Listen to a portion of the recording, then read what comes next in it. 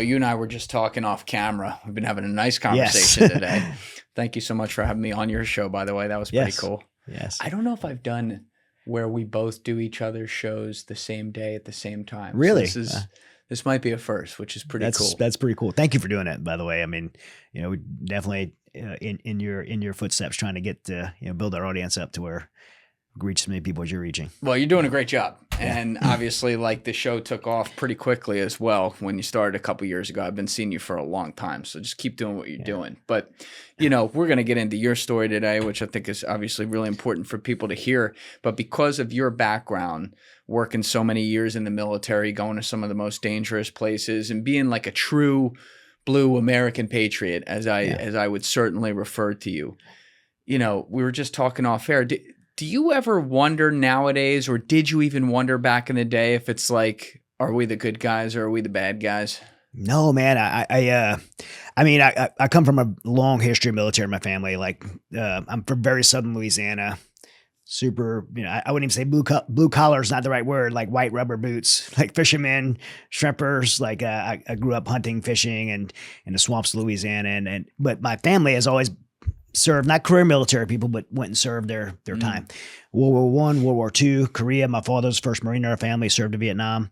I was a Marine, and both my sons are Marines. So, like, just always had this real sense of patriotism. So when I joined the military at 17 years old in 1993, like, man, I believed I was signing up for something special. And by the way, I do believe it is still something special. But I never understood geopolitics in the intricate web of, like, corruption and influence and things that are done with alternate agendas that I've come to learn. And it was very disturbing to me. It makes me really, when I went to Afghanistan, I was a Force Recon Marine, then I ended up on a contract, and was a contractor on a JSOC task force. And I went to Afghanistan 8 times. And my son went to Afghanistan after me in the same war. But when I first went to Afghanistan, I believed that when those towers fell and President George Bush made a vow to make that wrong to America right, man, I was all in, like completely all in. I never thought for a minute during my 8 times in Afghanistan that I would ever question the intent of why we went there. Mm-hmm. And if you had told me just 2 years ago, when I seen this stuff about the Twin Towers and the conspiracies and stuff, these guys are freaking crazy. Like we were attacked on our own soil, and that's what I spent my life. I lost friends for this. I would have never thought in a million years that I would question that. And here we are sitting here today, not far away from when the Twin Towers fell. Right. And do I believe that jihadist terrorists were on those planes? Yeah. Do I believe that there is no way possible that there was complicity in our own government, or that we knew things that we could have prevented it? I can't say that anymore. That's right. And I never thought in a million years that I would sit here, especially on a podcast, and admit that. I wouldn't admit that if I wasn't deeply disturbed by it. What does that feel like to come to at least a realization that, it's not what they told us it was, when you dedicated so many years of your life to fighting in the very theaters that we got sent to after that, and your own sons did as well? Hey guys, 3 quick things. Number 1, if you haven't subscribed, please subscribe. It's a huge, huge help. Number 2, if you'd like to join my Patreon for early uncensored releases of the full episodes, you can join via the link in my description or in the pinned comment below. And number 3, if you'd like to join my clipping community for a chance to make content from the show and make money, you can join via the Discord link in my description below. It's a deep sense of betrayal. I don't feel like, what I don't feel is like the American dream is lost, that it was all a lie, that my patriotism was fake, and that I don't believe that. I still believe in America. Good. I still am an extremely proud patriot. I'm still very proud of my service, and I'm proud of my son's service. I'm proud of all my friends' service, proud of the service of every man and woman that's donned the uniform since 1775 and fought, bled, and died for this country, and are doing it right now while we sit here over in Iran. Regardless of what politician either made the right choice or made the wrong choice for alternative reasons, regardless of that, our men and women in uniform have and always will, I believe, do the right thing for the defense of freedom for America and defend people around the world who can't defend themselves. So I'll never let them take away that from me or from our troops. But it stings to know that we are used at times at pawns of bigger things, of political power, of and of just sheer greed and profit. I mean, when you think about things like, by the way, you might hear me sometimes bash the military industrial complex, but I am proud of our military industrial complex because I want America to have the biggest, baddest weapons on the planet. That way, anybody that stamps up to us, we have the ability to destroy them. So the military industrial complex is good, but it also creates opportunity for misuse and abuse. That's right. And that military industrial complex has been misused and wars have been started over profiteering. And Ukraine is the latest example. You know, Putin put 100,000 troops in the border. He flexed.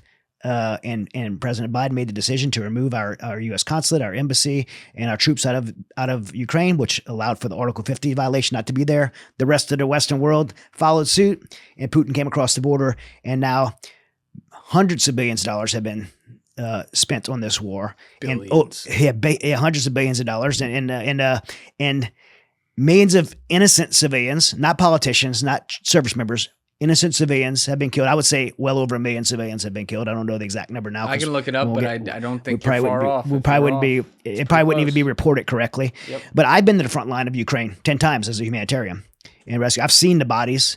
I've seen mass graves or I leaked mass graves to. Wait, you've been to Ukraine 10 times? 10 times. Yeah, I was there the week after the invasion. Whoa! What were you doing there a week after? To pull Americans out after our White House abandoned Americans there. And I mean, that's. What did that look like, man? Hold on, I didn't know. Of everything I've seen in my life, the worst thing that I've ever seen has been the atrocities of Ukraine. That's why I'm so passionate about this, because I looking at it from that side, and most of my time I spent on the other side of the Russian, like in Russian occupied territory, seeing the war, seeing the frontline troops, and seeing the atrocities there. So I could say from that side, and then this side being in DC, that billions of dollars that we've spent, those probably close to $300 billion, only 80% of it. I mean, 80% of it stayed back here. 20% of it has went to Ukraine. And so we talk about supporting Ukraine. 80% of it stays here for weapons manufacturing. The people in DC that have the power and influence to end that war, and I'm going to say DC, Zelensky, Biden, and now even this administration, right? And I know President Trump has really pushed for this. They get credit to President Trump and J.D. Vance for really pushing for peace on this. But the people that pull those levers are the same ones making the profits and staying in office because of those who are making profits, because of the lobbying. And so war is a business, and that business costs lives. And I've gotten a lot of heat, by the way, because I run a Christian ministry, and the conservative and Christians are like, what are you doing? Like asking me, what are you doing in Ukraine? Like we have our border and we have all this stuff there. And I never went to Ukraine because, they like, Zelensky's corrupt. And I'm like, yeah, Zelensky's corrupt. Surprise, the politician's corrupt, right? Like I read a history book, right? And so is people in Washington, D.C., but I would never go do something like that because of Zelensky or Biden or anybody else. I go to do these things for people, people that can't help themselves. And if as a conservative or as a Christian like me, like if you ever let your politics get in the way of your compassion for people, you should probably change your politics. Like we went there to help people, and we've, my team, and I can say right now, like my buddy Dennis Price, Force Recon Marine, runs Heroes for Humanity, like my buddy Sea Spray, all these guys are still out there all the time, like rescuing people and stuff like that. In Ukraine, all over the world. And they don't ever do it for, none of them care about all these guys that I know that are in this space, humanitarian rescue, they could care less about the politics of it. They just care about humans. Yes. And I probably care more about the politics of it than any of the guys I work with, because I'm just kind of tapped into both worlds.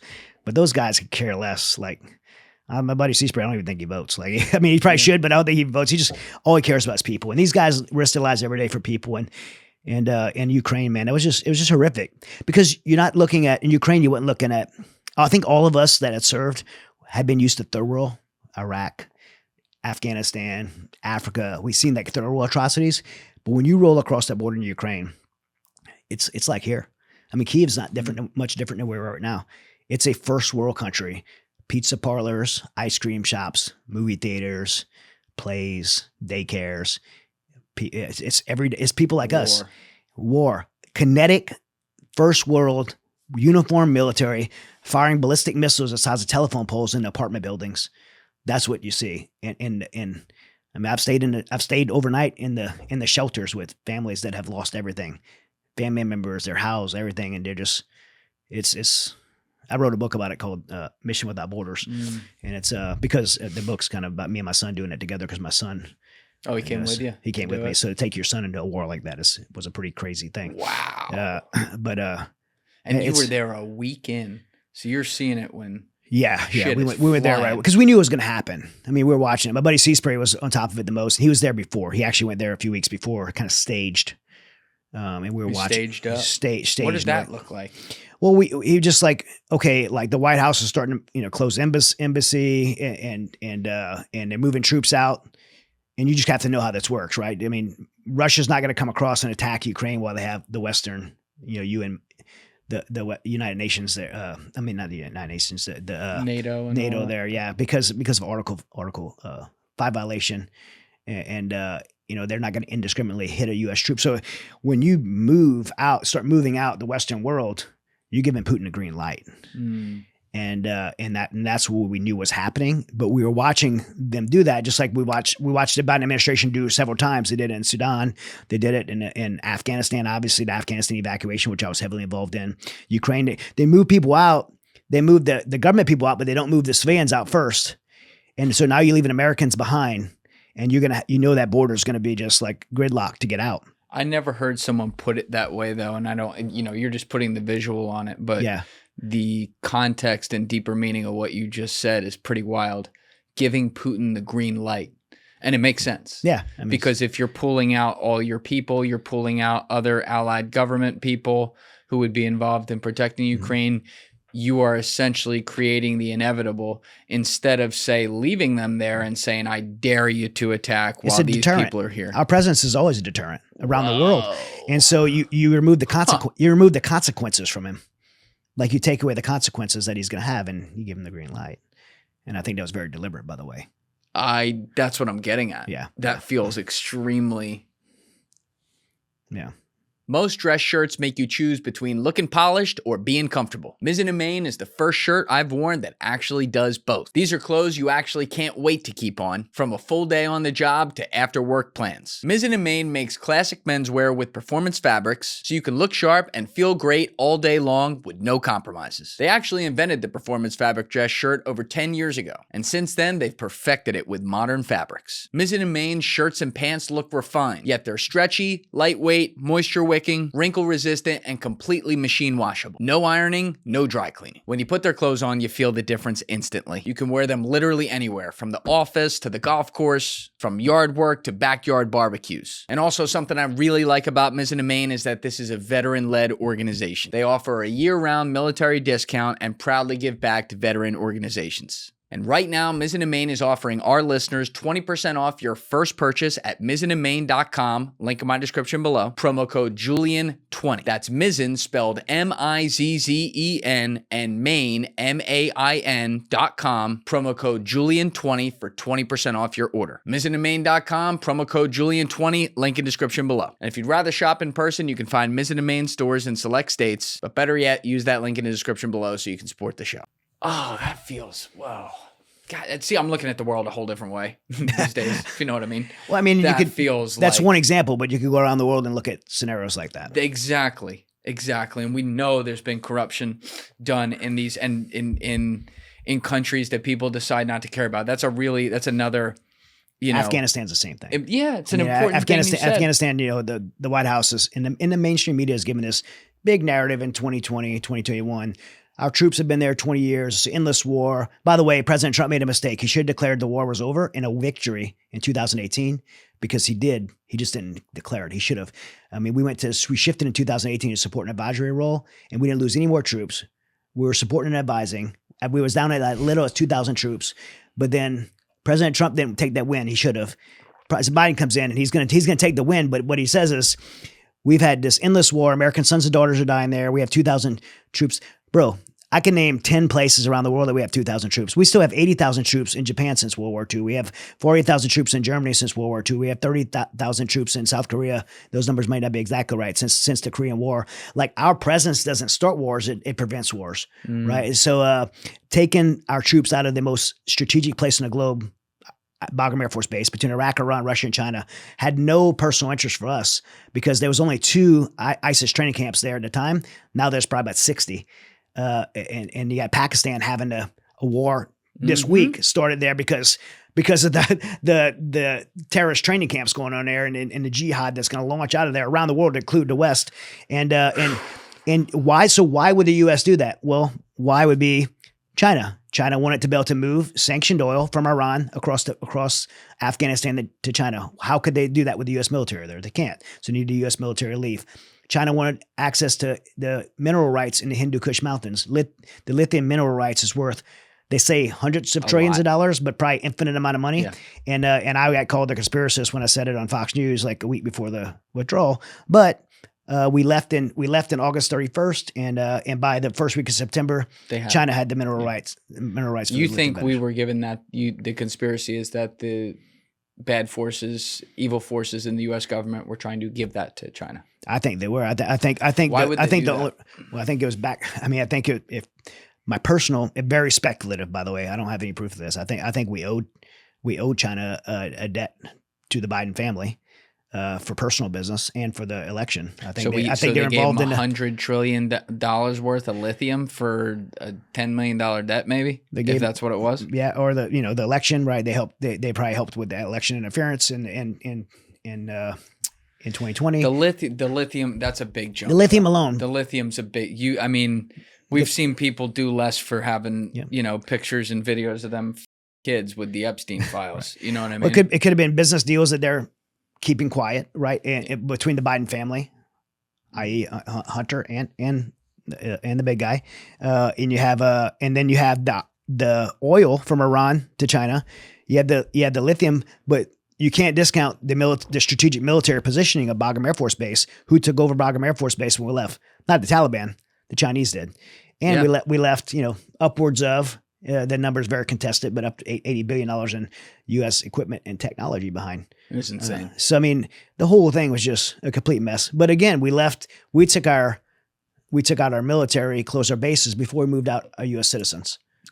And which was the Afghanistan withdrawal was, from my civilian ass looking in, the worst executed, and not the military's fault, by the way, the worst administratively executed thing I think I've ever seen as it pertains to the United States military, definitely in my lifetime, but probably ever. I was very involved in it because, I led the evacuation of, I got my old interpreter out, and then my team stayed, and we ended up getting 17,000 people out. 17,000? Yeah. So how'd you do that?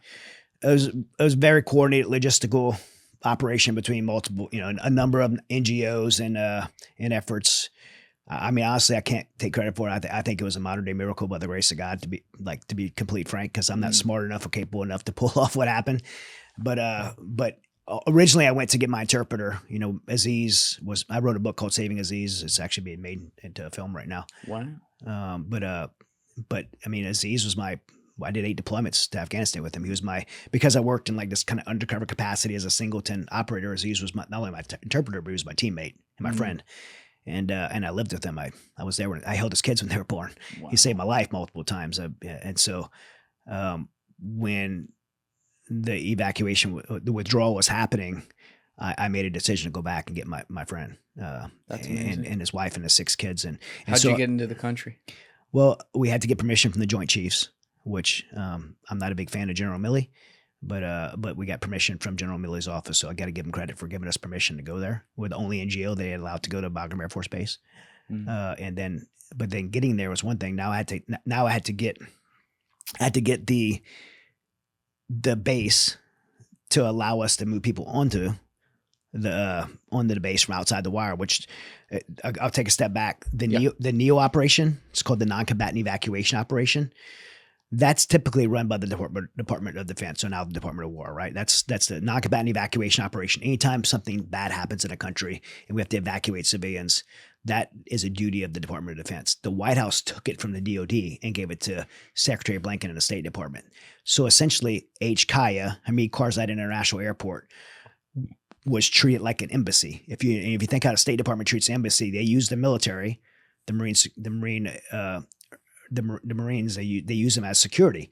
And so that pretty much is how they ran that facility, which Hamid Karzai International Airport, which we had already shut down Bagram Air Force Base, which would have been the best place to do evacuation from because it was a military base.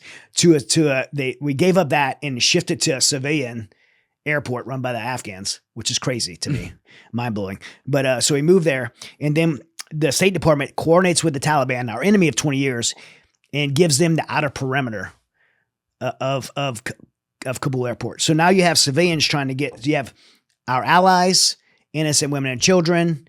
You have American civilian expats there trying to get to the base. And the White House saying, if you want to leave, all you got to do is get to Hamid Karzai International Airport. Well, the military wasn't allowed to go out and get them. They formed this inner circle security. They gave the outer security to the Taliban. Now, the Taliban are literally executing people in the street. That's not rumor, by the way. They were executing people in the street. So some 20-year-old girl that came from here in New Jersey didn't want to go there and teach English or work in a medical aid center or an orphanage or a Christian. Yeah, she's supposed to go there and show her blue passport to the Taliban, who she told that she needed to be safe from all these times that she was there. And the U.S. military and international security assistance forces were protecting her from. Now she's supposed to go show a blue passport to them while they're executing people in the street. It was atrocious that the White House was given that advice. And that why? So our mutual friend Sean Ryan has done a lot of work on the funding that goes from America to the Taliban that's been going on for a while and still does. Yeah. And I remember when he was first looking at this, my reaction, even with Sean, who's plugged in, was like, no fucking way. No way. And then he proved it 40 million ways to Sunday that it's true. It's been brought up by some brave people in Congress who have actually tried to help out now. Yeah. Burchett, I interviewed Burchett last week. It's not out. It's not out yet, but that's one of the questions I asked him, where we're at with that. Still not done. Because he's working on it. Yeah. Yep. So he's one name I've heard working on it. But it's like, I try to look at like the 6D chest, and I know the world's a weird place, but what the fuck? Why? Because it's been all kinds of administrations, by the way, left and right. What possible reason could they have for having any business ties whatsoever in any way for anything to the Taliban? So during the evacuation, I had to move people across checkpoints, stuff like that, right? We had to move people, Americans, allies, innocent people. If I were to pay $500 US to the Taliban to get them through a checkpoint, right? I would be in prison right now. The Department of Justice would prosecute me for paying to a terrorist organization. I'm not allowed to do that, even as a humanitarian.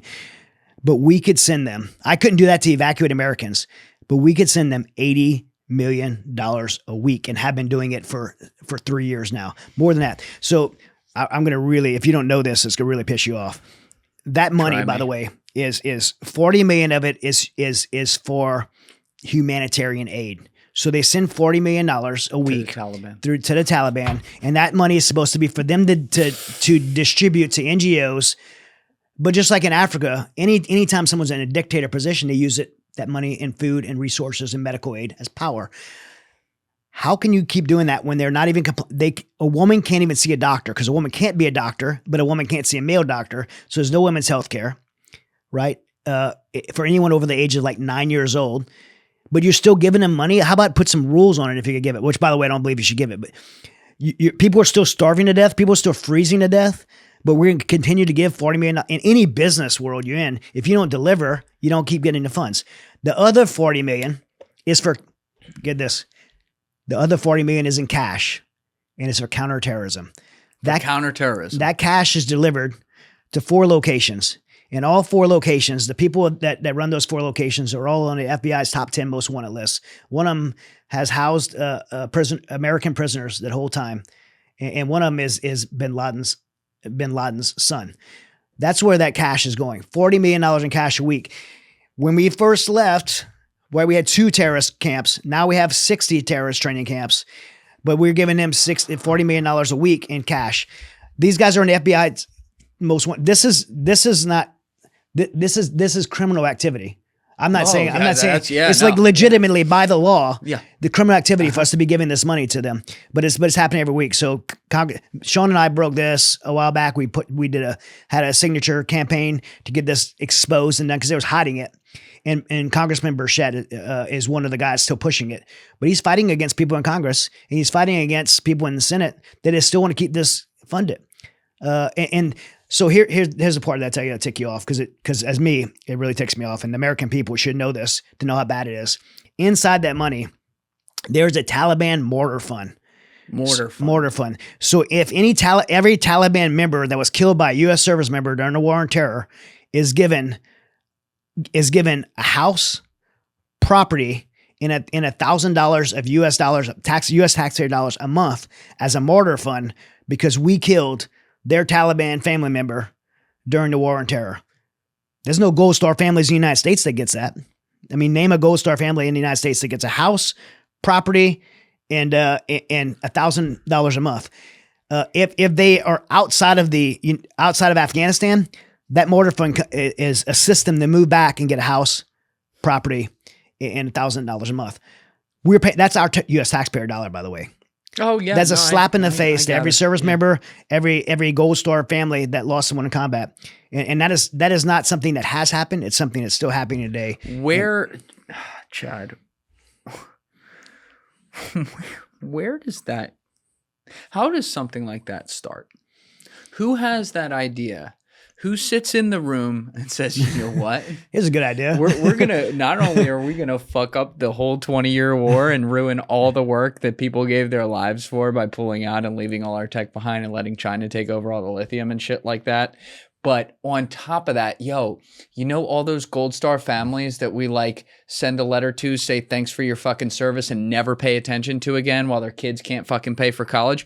We're going to keep doing that to them.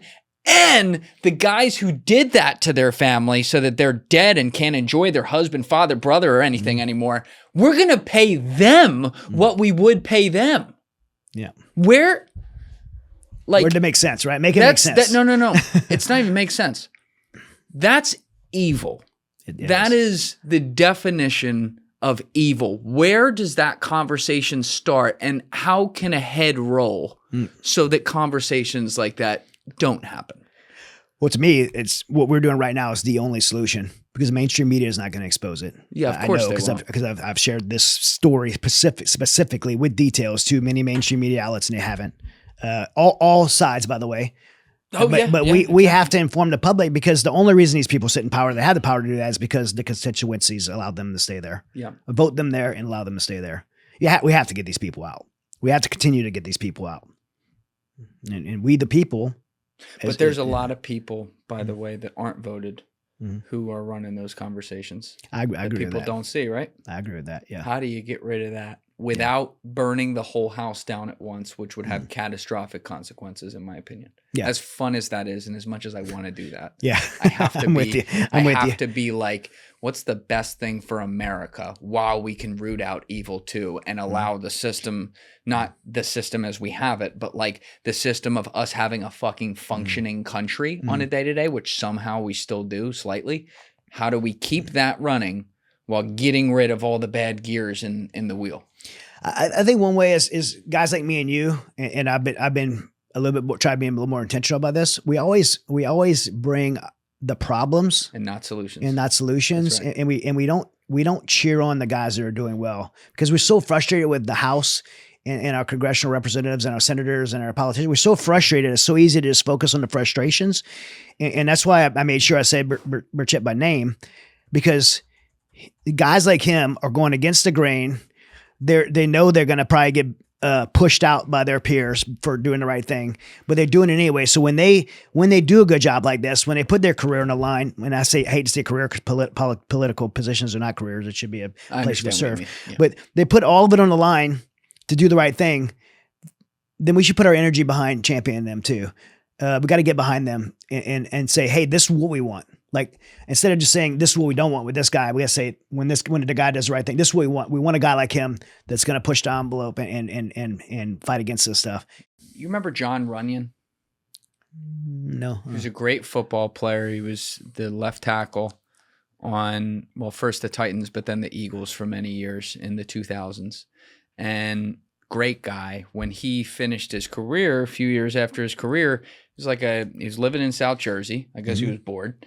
And he's like a moderate Republican, I'd say. He said, all right, I'm going to run for the House. So he runs for Congress. He goes to Congress.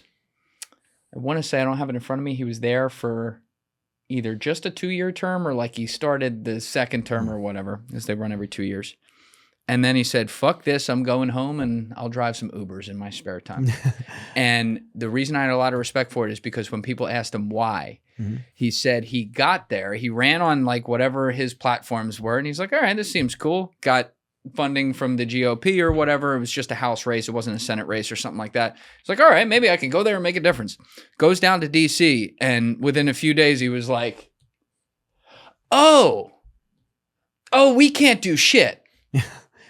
Oh, all right. So everything that I actually want to do, no, they're telling me I have to do. Oh, this is bullshit. And then he was like, fuck this, I'm leaving. Yep. And I actually thought it was an amazing example for people, not to be like, yo, take your ball and go home, but to be someone who also was a known name before he went in there, did not have to do this job at all. He's worth tens of millions of dollars. And then at least come out of it and say, hey, by the way, people, you know how you think this whole thing's rigged? It is. It is, yeah. According to a recent RAND report, Amanita muscaria was the third most consumed psychoactive substance in the United States in 2025. That's more than LSD, more than DMT, more than most people realize. But there's a catch. The majority of the Amanita marketplace is unfortunately littered with counterfeit products. You've probably seen this mushroom before, Amanita muscaria. It's weirdly embedded in art and culture. Like, it's literally the same one you see in Mario. It's not psilocybin. It's not a traditional psychedelic. For me, it's very grounding. At lower doses, it puts you in this calm, focused, almost flow state headspace. In fact, some people refer to it as nature's wine. Like I said, though, a lot of what you're seeing on the market that claims to be Amanita is not, with vague marketing promising trippy psychedelic effects. Those are not Amanita. They're cheap research chemicals and synthetic compounds dressed up in mushroom branding. And beyond just not working, some of these substances are genuinely dangerous. The reason I feel comfortable with Amanita, though, is because of my friends at Amintara. Amintara is the opposite of all these mushroom products. They've served over 55,000 customers, and their sourcing is clean, lab tested, and transparent. They also have the largest selection of Amanita products I've ever seen. Basically every way you'd want to try it at the best prices compared to what's out there. I personally like their Blue Lotus extract, which I take before I go to sleep sometimes. It calms me down, completely reduces my anxiety, and also gives me some vivid dreams. So if you'd like to check out Amintara today, head on over to their website at amintara.com/go/Julian, link in my description below, and use code JD22 at checkout for 22% off your order. Once again, that's amintara.com/go/Julian, link in my description below, code JD22 at checkout. And you know, I love that because he's probably uncorruptible because he didn't need the money. Right. And or the notoriety and fame. He's not seeking a name or reputation because he already has it. Right. I just sat down and interviewed Eli Crane, Navy SEAL sniper. Amazing He's in dude. there right now. He's in there right now, yeah. And we talked about this on the podcast episode I did with him on my show, and he gave a real good perspective. I was particularly asking him about, does he think it's a good idea for veterans to take off the uniform and then go serve again in Congress? And he brought up a really good point, and it makes sense. And I don't think this just applies to veterans. A lot of folks that go up there and serve is you go in, you kind of fall into the rank and file, and so there's a organizational hierarchy of the GOP and the House, wherever you fall in, and you come in as a freshman. And so now especially military guys, per most so, you feel like, okay, I'm the new guy. And whenever you go to a new unit, you're the new guy. You got to re-earn your reputation. Right. You have to follow orders. And so you go in that environment, you get injected in that environment, and you just kind of forget, like it just clicks off that you don't work for them. You work for your constituency back in whatever state and district you come from. That's who you work for. But you spend all your time in DC. That's how they set the system. And I think people need to go up there and realize before they go and recognize, I don't work for these people. I don't care if they even like me. My constituency from my district voted me there to go represent them. That's why it's called a representative. I'm a citizen, not a career politician. I'm a citizen, representative of my district, and I'm coming here to represent my district. And I'm going to vote the way my district wants me to vote. Maybe not even on my opinion. Sometimes, I mean, if you're really connected to your district, you may say, I don't completely agree with this, but this is what my district wants and I'm representing them. I'm going to vote the way my constituents vote. That has been lost. And our founding fathers, when they set up that system, which we have a great system, by the way, it's not the system that's broken. It's the system that's been misused. That system was set up where we were representatives that way. We came from...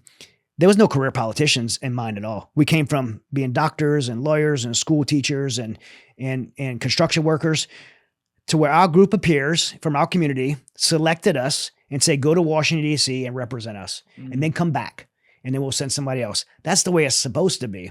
But now it's like You go there, you make friends, you rebels, you become this elitist career politician. It was never meant to be that way. That's right. And one of the greatest things that this country could do to fix I believe it fixed 90% of the problems that we have, not just in our communities and our country, but globally that America has, would be term limits on congressional members. It would solve everything. The problem is the only people that can make that happen are the people that's there. So Andy Bustamante, this is one of those stories you never forget. When I had him on episode 107, the second time we talked, he told me about when he left CIA, big air quotes there, and went to graduate school. During part of that, they had a guest lecture where the local congresswoman came in to speak to them. And at the end of the lecture, she said, well, all you guys are my constituents, so might as well just put it out to you now. What types of things would you like to see me take to Congress and present as bills? I need some ideas. Fucking Andy raises his hand. I'm sure Andy and had he some goes, ideas, yeah. I would like you to take up a bill that says you should restrict congressmen and women and senators to term limits. And then he defined whatever the term limits he wanted were. And she was like, I'm not going to do that. And he's like, but you just said I'm your constituent and this is what I want. How does everyone else feel about that? And everyone went, yeah, sounds good to me. Yeah. And she just changed the subject because she wanted to be a fucking career politician. Yes. She wanted the pension. She wanted the connections on K Street. She wanted the things that come with that, the corruption and all that. And when the system is incentivized so that the people within it are not incentivized to vote against their own interests, which would include things like term limits, it never gets done. So I agree with you, Chad. Bipartisan across the board. If you asked Americans, I believe you'd be like probably 90 percentile vote that would be for term limits. Yes. So how do we fix that when, the five, including senators and congressmen, the 500 and some people in there are not incentivized to get any kind of majority on that? Our system isn't set up for us to have a voice to do that. Unfortunately, I mean, the answer is there is no how to. There's no answer to it because the system's set up for them to basically vote themselves out of a job, and is how do you undo that? It's hard, man. Yeah, I don't know. I don't know the answer to how to undo that. I think about this a lot, and this has been a great start to this conversation, by the way, because you keep introducing, as someone who's lived in these worlds too, which makes it even more special. But you keep introducing without trying to. All of these extreme slippery slopes that exist. And there's one thing that's kind of been thematically tied to a lot of the examples you've been bringing up, which is something you said early on about the military industrial complex. And I think you and I share an opinion on this. You said, and I'm going to paraphrase here, correct me if I'm wrong, but you said, I love the idea of the military industrial complex in the sense that we get the biggest, baddest, best shit, and we get to have the most powerful military in the world because that's important for deterrence and anytime we have to call on it. Agree. Hey guys, if you haven't already subscribed, please hit that subscribe button. It's a huge, huge help. Thank you. And then you said, I hate the aspect of the military industrial complex that is incentivized, therefore, to declare war and go to war as a business all the time and do the world's bidding and bring other armies in and get civilian casualties in the middle of it by the millions, which, by the way, you were correct on the Ukraine thing. The casualties are up at 1.8 million and the deaths are somewhere, I was seeing different research, it was between 500,000 and a million. So you're right there. And by the way, how do we fix that, by the way, Chad? How do we fix, because I agree, I want to have an extremely powerful military that's not underfunded so that it can do all those great things. And I don't mind putting my taxpayer dollars to that. But then how do I make sure that the companies that are given the money to create that military don't incentivize our government and therefore our military at their beck and call to go create wars around the world all the time? Kill lobbying. That's it. That's the answer. That's because the money makes its way back to campaigns and politicians. The politicians that vote on it. Now, how do we do that? I mean, again, you go back to Congress having to vote on that. They vote themselves out of money and power and campaigns that keep them in power. Campaigns cost a lot of money. Yes, they do. Campaigns and I mean, you could buy elections in America. You have enough money.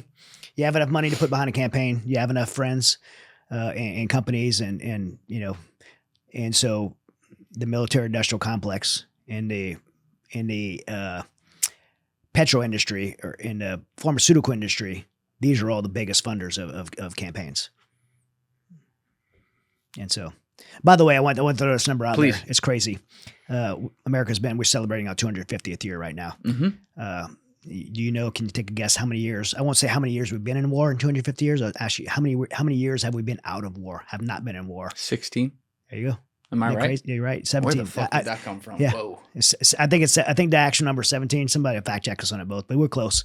I mean, most people have no idea. Like, so when you talk about war being profitable, this is not just a new thing with Raytheon and Lockheed Martin and stuff like that. War's always been profitable. That's right. And politicians in DC who have the ability to flip the levers to say we're in or out of war, unfortunately, their campaigns are paid for by the people who profit off of war. All right, so two things. One point I don't want to lose because it was on what you were saying. I just want to make sure I throw this one out to you. You talk about getting lobbying out of politics, and then you unfortunately correctly say, but they're not incentivized to do that. I almost feel like, and this is not the way I want it done, people, just putting visual on it. I almost feel like the only way that could ever possibly happen is if you got all 535 of them in a room with some spec ops guy like you with a gun saying, listen, buddy, y'all are going to go in there and vote on this shit right now before any of your donors can talk about this, about taking money out of politics. And therefore, that means all of you would have to lose the next election, and you won't because now they can't pay for you to lose. Right. Like that feels like the only possible, and I'm not advocating for that, but maybe I'm not, but I'm just saying like that is not plausible. It's so not. How the do you make the it system's plausible? not set up to be, and and then if a president comes in and uses executive authority to do it, well, he's a dictator. He's right. We've had a lot of those. We're not a democracy, right? I know you know this. We're a constitutional republic. So I always disagree with everyone on this. We're both. We're both. Okay. We're both. Can you break that down for? So we're a democracy in the sense that the people do vote for their elected representatives, and also that separates. And I'm looking at this 30,000 feet in the air now. People, this really would require a full podcast to give the proper details and evidence, but we are able to have some separation of powers between state and federal, and that is where it ties into like being a republic, right? Right. So you have elected representatives who act on your own interest, but we are also a democracy in the sense that people can put forth measures that then get elected, that then get selected directly. Mm-hmm. And I would say another republic aspect to it, and this one I'm talking out of my ass on, so correct me on the comments, but when you look at the federal government and you have the executive, the legislative, and the judicial, and ideally they're all separate, that's more republic related because you are electing the people to two of them, and then the judicial is selected based on the people that you elect, which would be a more republic idea. Yeah, yeah. So really, yeah. I mean, because you have aspects of all three of them are voted into two separations of power. Right. Yeah. Right. I'm sure I'm going to get lit up for doing you're that right. way too fast, but you're actually right. Yeah. So I would agree with everything you just said. Yeah. So either way, though, if you have all the lobbying money in Congress and in Senate, and let's say you can't get rid of that, and you're still going to have pharma, you're still going to have bankers, you're still going to have all this shit. What can you do with the system set up as it is, corrupt as it may be, to at least get 20% of what we want fixed? Yeah. Man. It's a hard question. I'm sorry. No, hard questions are good. I don't know. I asked you on my episode with you, what keeps you up at night? And this is what keeps me up at night. I love this country so much, man. I really do. I've been all over the world. I've been to 60 countries. I've been to 60 countries. Wow. And we what we have here is exceptional. And as bad as it is, it's still the best. It's still the greatest country on the planet. I agree. Period. And I believe in it. And I believe in the way our government is set up. It's special. I believe in the way our government is set up. But there are flaws in it that I don't think that our founding fathers would ever predicted that this level of corruption would have come from within. And so when I ask you like what keeps you up at night, what keeps me up at night is how do we turn around and save something that's been hijacked? Hijacked. Because it has been hijacked. Who hijacked it, or is it more incentives hijacked it? I think incentive hijacked, and it goes with that question. Other question I asked you: who are the they? Right? Yeah. And I think America is so great, and has become so powerful around the world that people want to use it and for good. I mean, they want to use our military, which I think is what we're seeing right now in Iran. They want to use our military.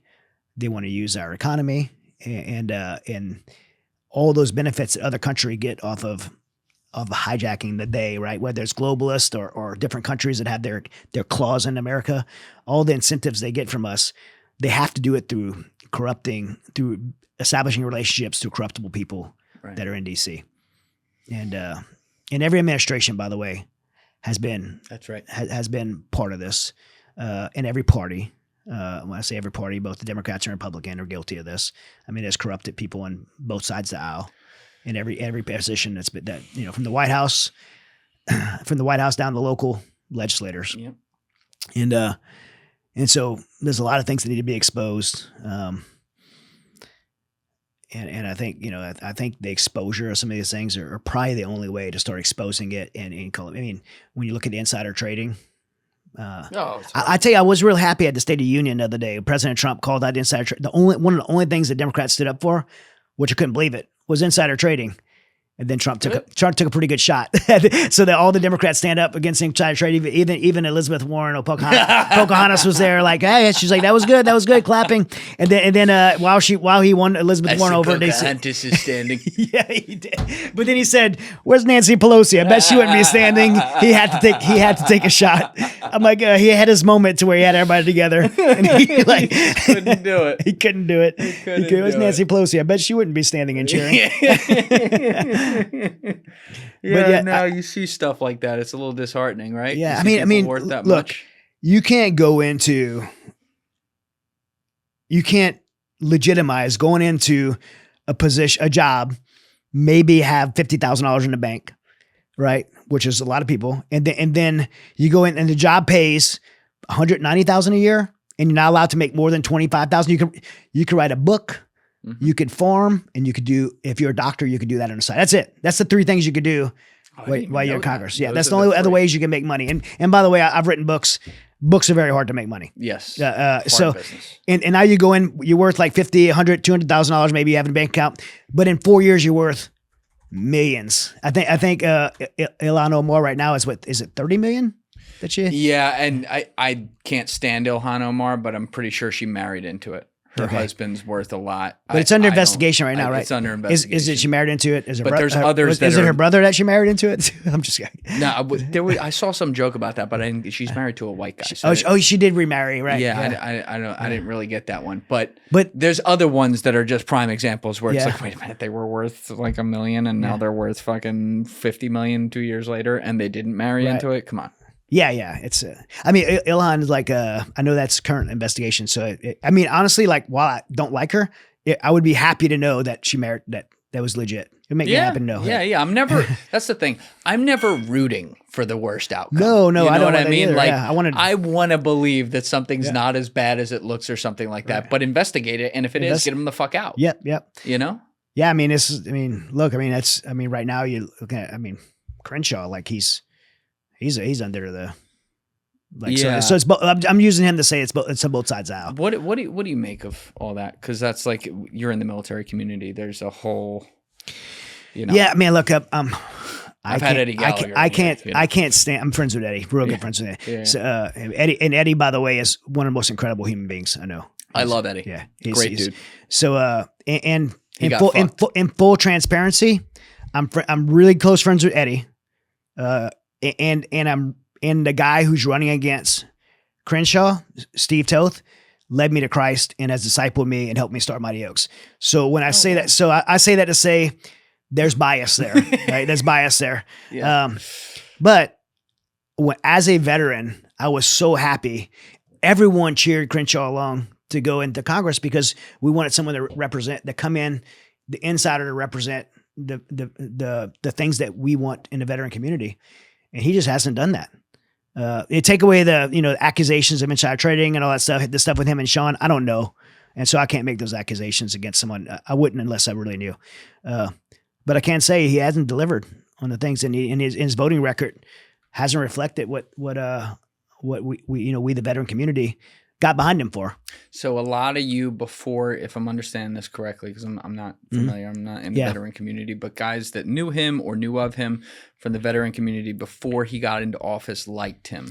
Well, it's just, I don't know if they liked him personally. It was just like, hey, we have a Navy SEAL who's a combat veteran who's wounded, gave his eye for our country, is gonna represent us. I mean, right away off, it's just on the surface, like the cover value, you're like, I want to get behind that guy. And so I think the veteran community got behind him.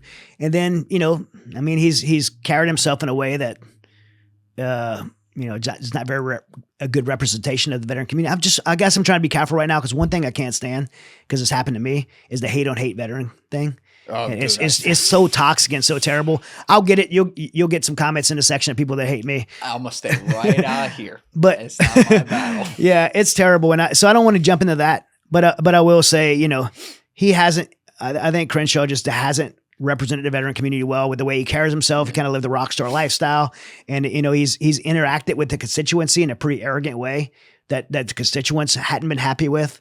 And then, there's some things that I could say that I won't, because I don't want to use the platform to bash him when I don't know things for sure.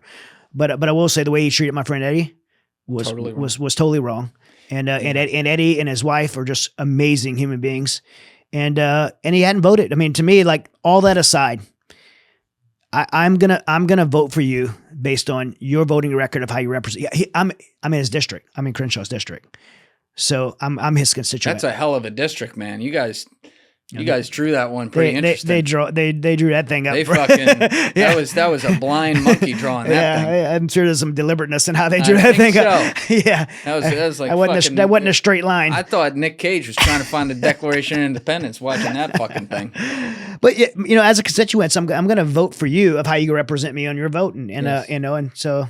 Yeah, I had some disagreements there. Remember when I had Mike Yeagley in here for episodes 343 and 351? And remember what he said he used to do and allegedly does not still do these days when it comes to collecting your data from the public forums and using it without you knowing? And remember how he said there are data brokers who make up one of the largest unseen industries on earth, who are constantly doing this every day with your data that you don't even know about? Well, yeah, that's kind of a problem. In Mike's case, he was looking at it from a national security perspective. In your case, you're looking at it from a privacy perspective, which is why you need to be using Protect My Data. Data brokers collect and sell your personal information online, but Protect My Data comes in and removes it from 300 plus data broker sites to reduce spams, scams, and identity theft. And if you don't think it could happen to you, well, last year Americans lost an estimated $197 billion to fraud, which means there's also probably a lot we don't even know about, Deef. And as I keep telling you guys each week, we're not just talking about the daycares in Minneapolis, it's far beyond that. There's even estimates that up to 278 million people in the United States alone last year had their data compromised. This can include sensitive information like your name, number, home address, and income, and it's all happening without you even realizing it. So take back control of your privacy today. Visit protectmydata.com, link in my description below, and use code Julian to get 30% off all annual plans and remove your information from data broker databases. That's protectmydata.com, link in description below, promo code Julian. Yeah, I won't. I had a chance to talk with Eddie off camera about that one, so I assume all that's off record, so I won't go into that. What I will say is just, Eddie was really nice about it too. He really is. He wasn't a dick about it at all. And I wouldn't have blamed him to be. Yeah. But it just seemed like bad guy, you know, like just like basic indecency as a person is how I describe it. Yep. I mean, look, it's like I said, I could say some things that it doesn't do anybody any good to say. I'll just keep it a voting record. But I could say, like, again, Eddie's like one of the greatest. And Eddie could be, because of the way Eddie was treated, he could be out there like throwing dirt and bashing him and calling him an MFer and stuff. He doesn't do that. He just kind of tells what happened. And he's just very, very straight up about it. And his wife too. Oh yeah. These are some amazing people, man. They went through a lot, man. They went through a lot. Yeah. I really, having him in here, I did episode 256 with him, and, we talked for like 4 hours, and I had been pretty clear on his story at that point before he came in here, but I remember just passively reading Eddie's story, and emphasis on passively, obviously, in like maybe 2017, 2018 when it was all going down, and being like, wow, what a scumbag. Or something like that. And then Sean had him on early on, and I saw that podcast later, and then had a chance to talk to Sean about it as well. And I was like, wow, I think I need to look at that more. I think I have misjudged this guy. And I knew before I came in here I had, but then I had a chance to literally really see it for myself up close for 4 hours. And at the end I was like, listen, man, I gotta, you didn't know me, but I gotta apologize. I jumped to conclusions on that, and that's not fair, because especially like for the guys that are like the tip of the spear and really give it all. You know, you want to get, it's not to, when people actually do things bad, you don't excuse that, but like you want to give people, you should give people the benefit of the doubt, innocent until proven guilty, if you will. And he definitely didn't get that. He didn't get it from me either. Yeah. And I think righteously so, he's been incredibly vindicated, and people need to hear that, because they need to hear what happens sometimes when they make political footballs out of our guys that are just following the orders to do their job at the highest level. I have a real problem with that. Yeah. I mean, look, the front line of combat, like kinetic warfare, like Eddie was, I was Force Recon guy, and I transitioned over, go contract, and I did clandestine logistics, at the top level, highest level. And I've seen a lot of horrible things, but being, I was never in a kinetic role like Eddie was on the very front line, like doing that kind of fighting every day, like infantry Marines do. But man, they were Eddie and them were getting after it. And for like lawyers and journalists to insert themselves after the fact in those environments, it's just unfair. It just, and never in history, by the way, have we ever seen that. War is ugly. And I'm not saying we like we said in the beginning, we always got to remember we're the good guys. Right. And we always take the high ground, the ethical high ground, even in intense moments of combat. But war is ugly, and for people to come in after the fact and dissect it with lawyers and journalists and stuff like that, it's just very unfair. Well, yeah, I agree. But let's actually go back to that. I'm glad you brought that up, like the good guys conversation, because we got off that. So just out front, I wake up every day, and I'm very grateful that I live here. I think it's the best country in the world. I think we got a lot of problems for sure, but like I want to help fix those problems. I don't want to sit here and be like, yo, fuck this place. Like it is a incredible 250-year experiment we have pulled off to this point. That said, when I say like, are we the good guys? I'm not referring to the whole country itself or something like that. I'm asking that question about some of the people who take power, not by elections, by the way, and including also people by elections in some cases, who just in the smallest corners are able to kind of slip through the cracks and ruin it for everyone else. So when I ask you that question, if I could pose it to you again, are we the good guys, or quote unquote, are we the bad guys? If I asked you through the lens of like, hey, have we let too many of those rats just on the ship a little bit too much, to the point that maybe sometimes we are doing things around the world or within our own country where it is a bad guy thing? Would you agree with that on like that micro level? If that makes sense. I do. Sadly, I do. Yeah. Sadly, I do. We're supposed to be the good guys. I believe that wholeheartedly. I believe that God sovereignly gave us this opportunity 250 years ago to do something great in this world with. And I think the blessings that America has been misused more and more throughout the 250 years, to the point to where now there are things that we do that are ethically questionable around the world. As a entity, as a nation, we do things that are questionably the right thing to do around the world. Are there some that come to mind besides Afghanistan and the pull out there and the money we're paying the Taliban? Yeah, I mean,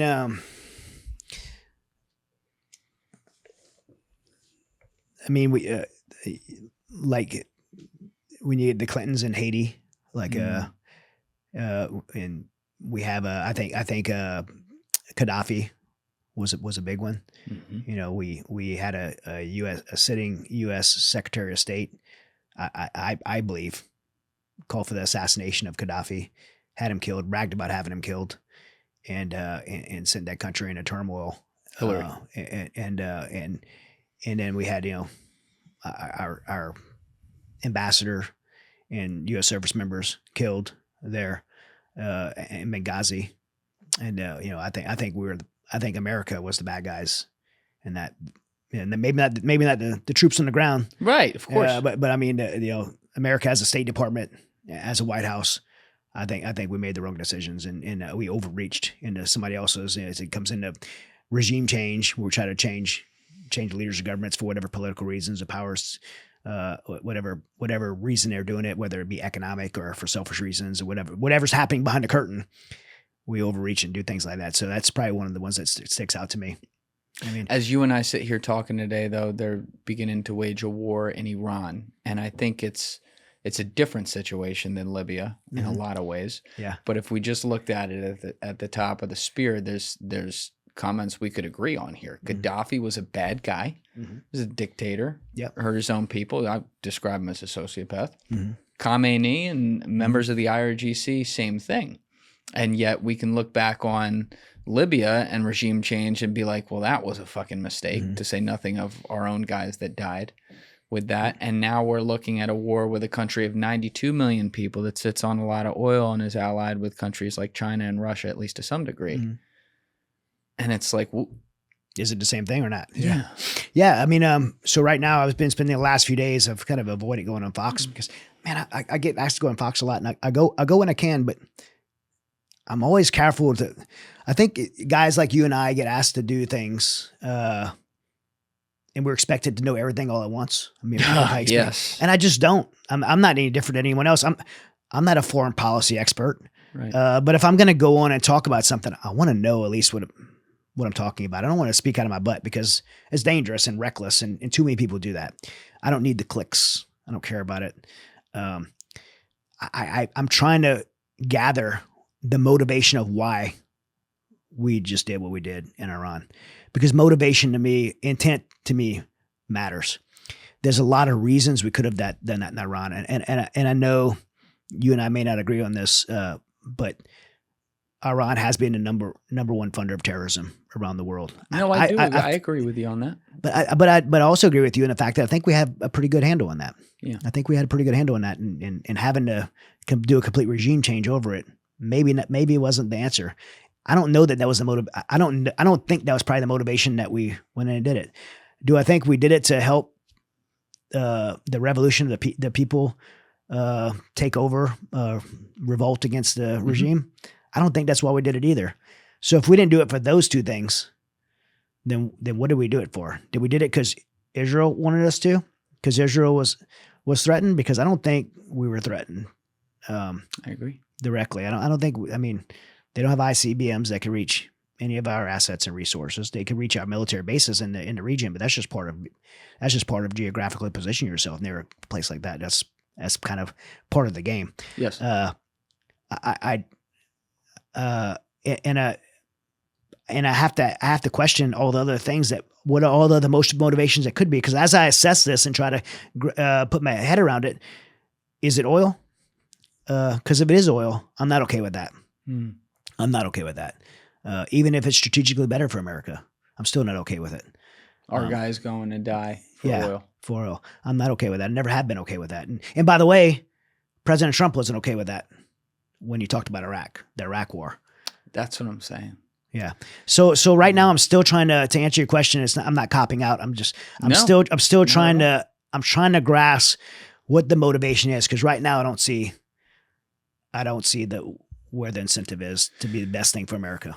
Yeah. You say a lot there that also underscores another important point, which is that you have the ability to hold multiple thoughts at the same time. And you talk about, this idea that if you go on Fox or on mainstream media, they need 3 minutes and they want you to know every fucking thing and they want you to have a clear place to stand. Yeah. These are complex things. Very complex. And society has incentivized a 280 character tweet or less. And people listen to you and I. Right. So when you and I say something, I have a responsibility in what I say. Not because I want it, because it's just the nature of having to build a platform. Yes. And I don't want to mislead people because my opinion is premature. Sure. Yeah. And people got to let things play out for sure.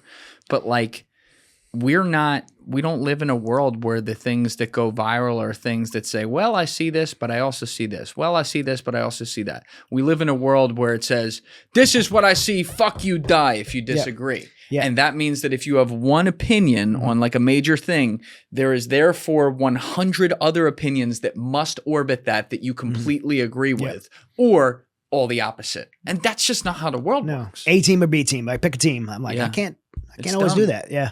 And that was the thing that was fun about regardless of the politics, when Trump was running in 2015 through up until he became the nominee officially, and it got real, right? Right. So we're talking all the way through like April, May 2016. For goddamn near a year there. It was fun watching a self-funded billionaire who had been inside these clubs. Yep. Hopefully not some of the ones we're thinking of, but had been inside these clubs, to quote Dave Chappelle, walk outside and say, yo, I've been in there. Yeah. It's exactly what you think. So I'm a member of it. I'm going to invite everyone up here to take a look with me. And people were like, yes. Yeah, because he would sit there on us. stage and be like, Marco, he's funded by $20 million from Sheldon Adelson. I fund my own. And it was like, oh my God, he's funding himself. And then he got to such a big point that it was impossible to fund himself because of how much money goes into a presidential election. Right. And it's almost like looking back on it, he got castrated in some ways when that happened, because now you can't just do absolutely whatever you want, even when it appears that's what he's doing. Yeah. I mean, I was moved by it, right? A businessman from New York to go into Prescott, Arizona, like small town America and backcountry America, and sell out a stadium. Unreal. I mean, it's unreal. He has a finger in the pulse of what the American people want. But I believe somewhere along the way, other people were able to cast their voice into his world because he needs it. He needs it to be in the White House. And it's and one of the terrible things, and I actually sympathize to President Trump and everybody that goes to DC over this, is they at some point they go there with all the right intentions, and they have to come to this conclusion that, okay, the greater good. And as soon as when you start trying to balance the greater good, compromise comes with the greater good. Mm-hmm. And that compromise is what takes people off, off but the greater good, I think, also is where they subconsciously, perhaps, I could believe that not everyone's evil, right? No. Subconsciously, they tell themselves the greater good for something, but below that, the greater good, part of the calculation of getting them to the point where they have to say the greater good to make a compromise involves money coming from somewhere else that says they can't vote on this even though they want to, but they can vote on this because the money's not coming from there. Therefore, that's the greater good. And that greater good goes to those bills, right? Those multi-layered bills that are thousands of pages thick. And, and they're like, well, I don't believe in this, but it's just the greater good. And it's just these guys. That's what I said. I sympathize for them, and I sympathize for President Trump and everyone that goes up there, because they're gonna they all get faced with that. Yes, I came here to do this. But I have to make this decision. I have to make this compromise for the greater good. And I think most of the time at least in the beginning, think they're doing the right thing. Yep. But that's my side that I think I share with you. I try to give people the benefit of the doubt that I think they're for sure. Yeah, for sure. I don't, and it's fun and easy, I should say, to just assume all of them are evil. And I will admit I tend to lean that way with politicians, but I could see some of them actually being good and being fucked by the system. Mm-hmm. But who am I to guess which or which? That's what makes it hard. So I just kind of treat it with all the same energy. But yeah, I can tell you guys that are disruptors that probably won't stay there long. Derek Van Orden, Luttrell, Corey Mills, like Eli Crane, Burleson Burchett, like these guys probably won't stay there long because they're not compromisers. Right. At least for what I've seen, they're not compromising. For sure. I talk to all these guys regularly, and you think they're for the most part, those guys have they voted unpopular to the GOP a number of times, and Massey's another one. I mean they're like, I'll go down on my shield to do the right thing, and that's what they're sent there. That's why we send them there. Right. We send them there to do the right thing and to represent us well. And so what? So what if they can't stay? Like let's send another soldier right behind them that's going to do the right thing. Right.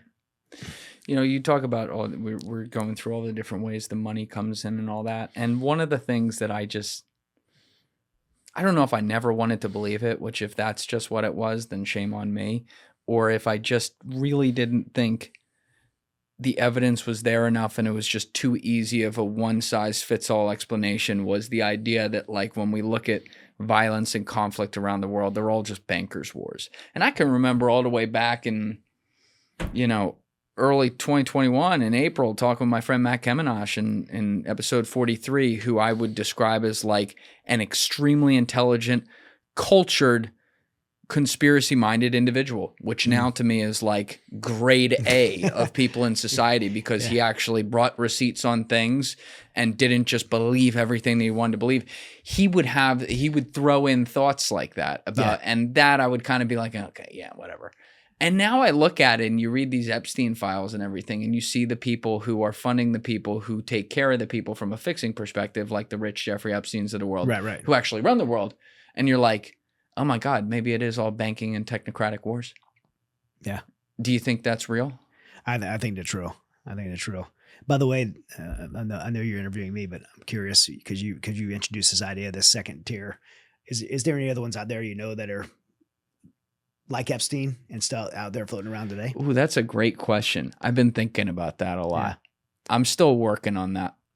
I want to see if I can find, and what we're referring to, because we had a conversation earlier on your show, which will come out before mine, was when we were talking about that supra-government idea of Tucker Carlson, where it's like leaders of state, leaders of industry right here, a fixer class that works for the class that actually runs society, the bankers and the technocrats and stuff like that.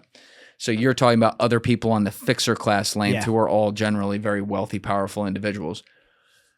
I'm still working on that. But to answer your question broadly, there's a lot more than just Jeffrey Epstein. And it's not, I mean, I hope it's not just every time they're running pedo rings and sex trafficking, but they're always doing, always is a strong word. They are generally doing something, I'm sure, that's objectively evil to get their means of helping the people above them run society. And I do think we need to do more work as a society to figure out who those people are as best we can. Yeah. I agree. You were talking about, though, working with like intelligence related stuff about the use that intelligence gets out of fixers and stuff like that, meaning people. You were referring to it in the context of like people who don't exactly do good things, but are useful because of the access they get. And I understand the world's not perfect. And I understand that sometimes there's a calculation that goes into that and there's things you're willing to live with. But did you ever encounter a situation where you were like, that's crossing the line for me? This guy is beyond repute, or whatever you want to say? Yeah. So, I mean, my job in Afghanistan was doing clandestine logistics, so advanced force operations. So essentially, like, if you imagine a tier 1 special forces unit that's captured, that's their task is to go capture, kill whoever the worst bad guys in the battlefield are. Mainly those people are not in conventional areas. They're going to be like in Afghanistan, for example, they were in the FATA, the federal administered tribal area, where conventional military is not, or across the border into Pakistan. And so because conventional military doesn't have that reach to provide access and placement, the advanced force operations, like guys, the AFOs, we go ahead of those units and create a reason to be there in an undercover type capacity, create businesses, whatever, create a reason to be there, exist there in that environment, live in that environment with a local national. For me, it was Aziz, and then build all the clandestine logistical infrastructure to get those assaulters on target to capture, kill those bad guys and safely off with all the contingencies and everything in place. So so in order to do that, to work in that world, you separate yourself from the U.S. government and the military.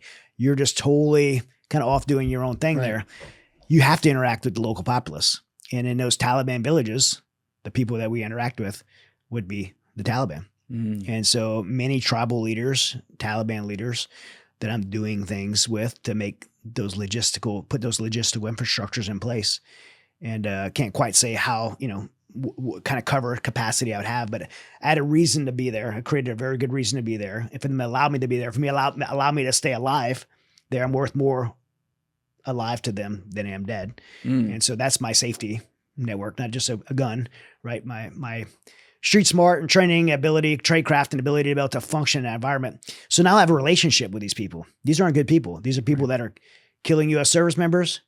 And if you know much about Taliban culture, sexual molestation of children, stuff like that.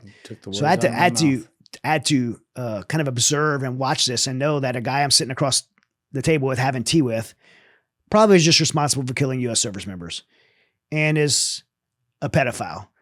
Either you're sleeping with little boys or raping 9-year-old girls. And this is the person I have to deal with. And so, yeah, that was definitely an ethical dilemma there for me. And, but my job wasn't to choose whether this guy was a good guy or a bad guy, and if I want to be his friend or not. My job was to choose to say, hey, we have a mission, and that mission is to build infrastructure to get my assault force on target to capture or kill this bad guy. That was my job. And my opinion in that, and my moral dilemma with working with this guy and not reaching across the table and ripping his throat out of his neck, I had to put that aside. And that was very hard for me because I'm a person of like a lot of principle and conviction. That was very hard for me, but I had to do it. And honestly, some of the things that bother me most about my time there is having to, bite my tongue and be in those environments. And, well, I appreciate you sharing that. And it's a hard spot to be in. So now here's a difficult question, because that one, you're there, you know the stakes, you know all the variables, you know who you're dealing with, what you don't like, but you know what's on the other side of it. With like the Epstein situation, you're like me. You're looking at it from the outside. Yeah. You weren't there. You don't know who dealt with him. Let's look at it from like CIA's complicity in it. Obviously, like that's in our government as opposed to Mossad and their complicity. What's the difference between what you did there in Afghanistan with a guy who's probably a pedophile and killing American service members, but you're working with him for a greater good? What's the difference between that and someone at CIA sitting across from Jeffrey Epstein, who's a pedophile and killing people as well, and working for someone else, probably against you in that way, well, definitely against you in that way, and deciding to work with him for a greater good? Yeah, I mean, it's a pretty gray area. And look, I mean, I think it always comes down to what's at stake, what's the mission they're doing, and but if they're knowing that Jeffrey Epstein's job, so like the Taliban's job was to fight a war that they believe on their end, by the way, was a just war. So their jobs as war fighters, and they're fighting a war. Agree with them or not, they're evil or not, that they're war fighters. That's their job. Jeffrey Epstein's job, I believe, was to extort politicians and people of influence. And that's what I believe his job was. And what if he was doing that on the battlefield of espionage, primarily for another country to do it against our own? And I believe he was. Yeah, and I believe he was. Even if the CIA was working him as an asset, his primary asset would have been was for another country. I believe Israel. I agree. And so if he worked with us, he was definitely working against us at the same time.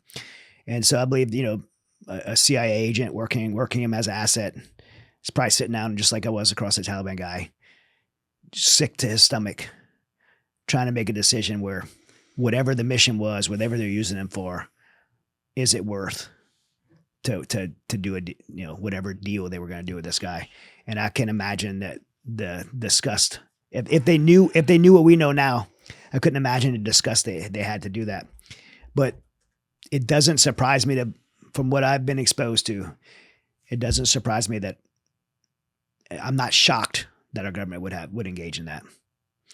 Particularly if he was like not one of ours, didn't work for our government, but get someone out there already doing it, and we just like, hey, we're just going to capitalize on this. Right. We're going to take advantage of this. They're extorting, the prince of Saudi Arabia, or who's the guy? It was MBS. Yeah, and so now we have something on him.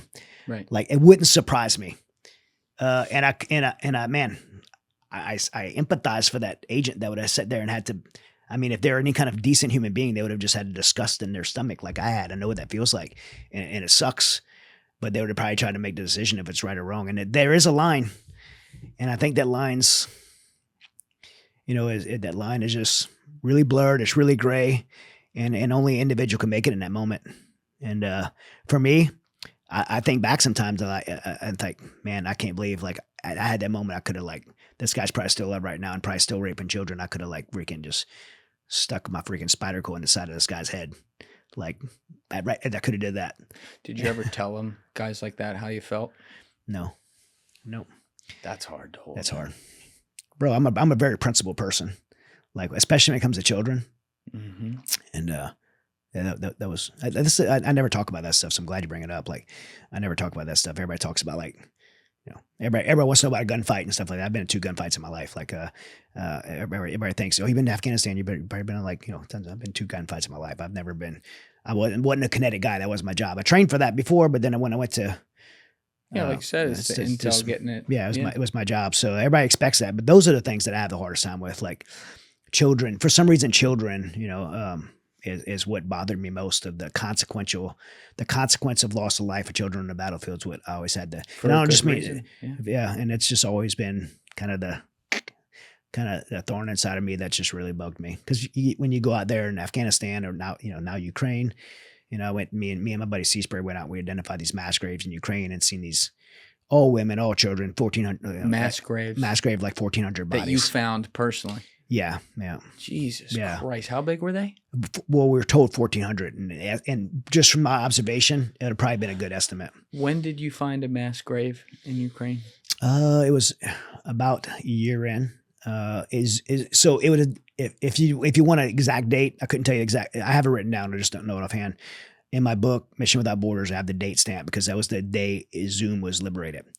And so, if you don't know, the CIA, when the CIA has what's called a solo special operations liaison officer, that was kind of our liaison with the CIA at the time. And the White House is not allowing the U.S. military or the CIA to go into Ukraine. And so I was working with a solo in Poland, in Krakow, Poland, quite a bit as a surrogate. So he'd say, hey, we can't go do this, but while you were there in this area, will you check this out for us? And as a patriot, you would do it. Yeah. And so, how did you come across it? Well, we were going to this area. Seaspray and I had heard of this Marine guy. It was a Marine who got shot in the gut and was captured by the Russians. And so we thought we had the ability to move him. And so we were going to actually try to extract that guy. So we had another team going to a place called Bakhmut to bring some supplies to some troops on the front lines in Bakhmut. And Seaspray and I went off to Izum to try to recover this Marine. And while we were there, the guys, we were keeping tabs with the solo special operations liaison officer. And he said, hey, we just got word that as the Ukrainians retook Izum, they found a mass grave. And you got to understand, like our government was worried that false reports coming out to get more money, right? Every time there's a false report, you can get more aid. So like, hey, can you just confirm this is real because it's coming from Ukrainians? We want to make sure it's real. While you're there, we just go get eyes on. That's all we were asked to do. And so we were like, yeah, absolutely.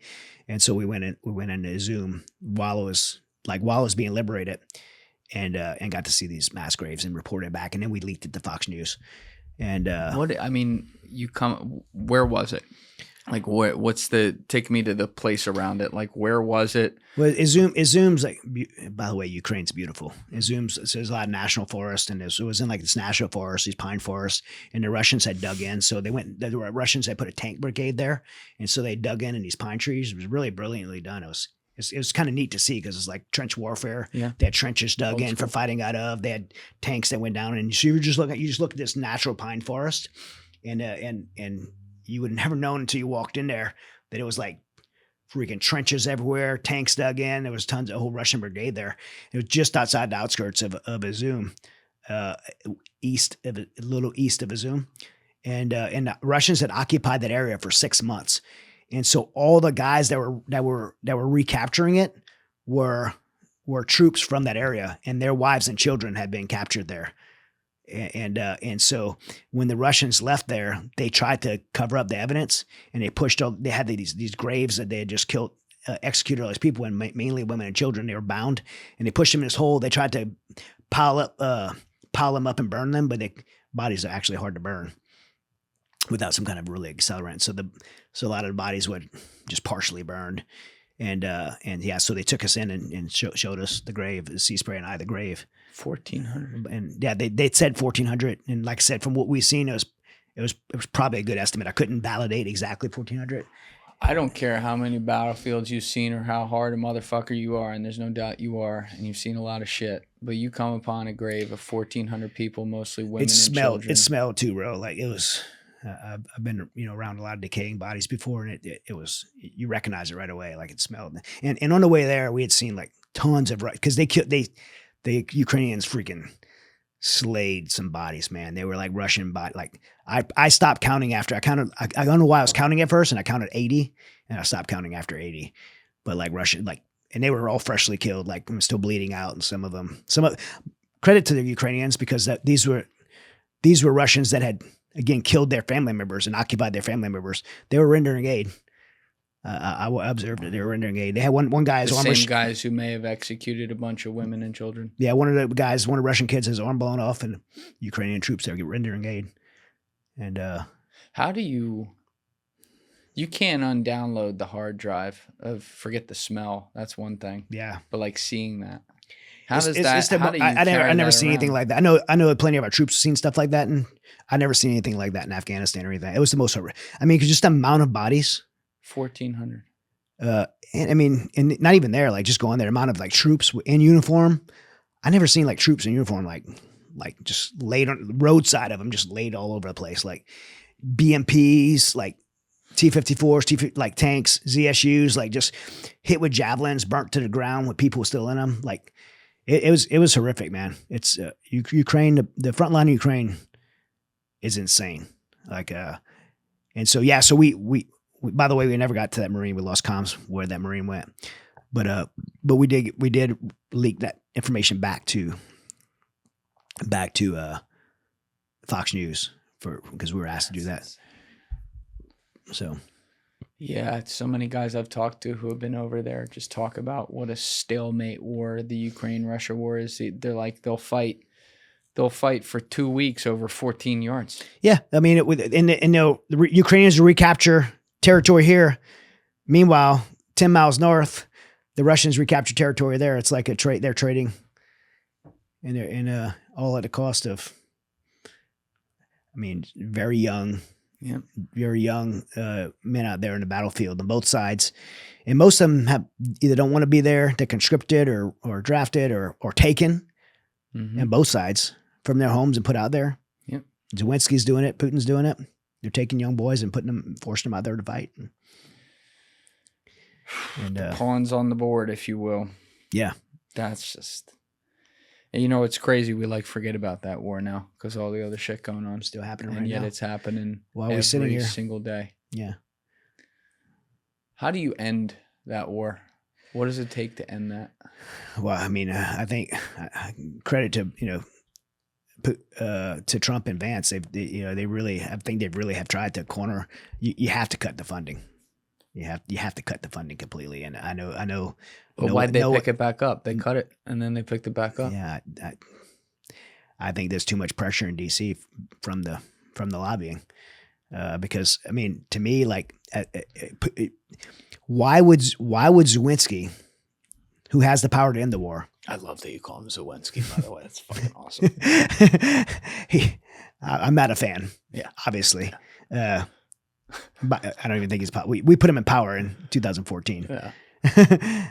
I mean, why would he end it? He's become one of the wealthiest people in the world, at the cost of the lives of his own people. Why would he end it when we're continuing to keep the money coming? He's going around the world begging for money. We're writing him checks. Why would he end it? He's saying he don't want to give up territory. That territory is forfeited. The people there don't even claim to be Ukrainian. You're fighting for territory that people don't even want to. You're talking about like the Donbass? Yeah. In the east? Yeah, like, I mean, those people don't care or don't want it. They just want the war to stop. I mean, Trump said it perfectly in the campaign. I just want people to stop dying. Yeah.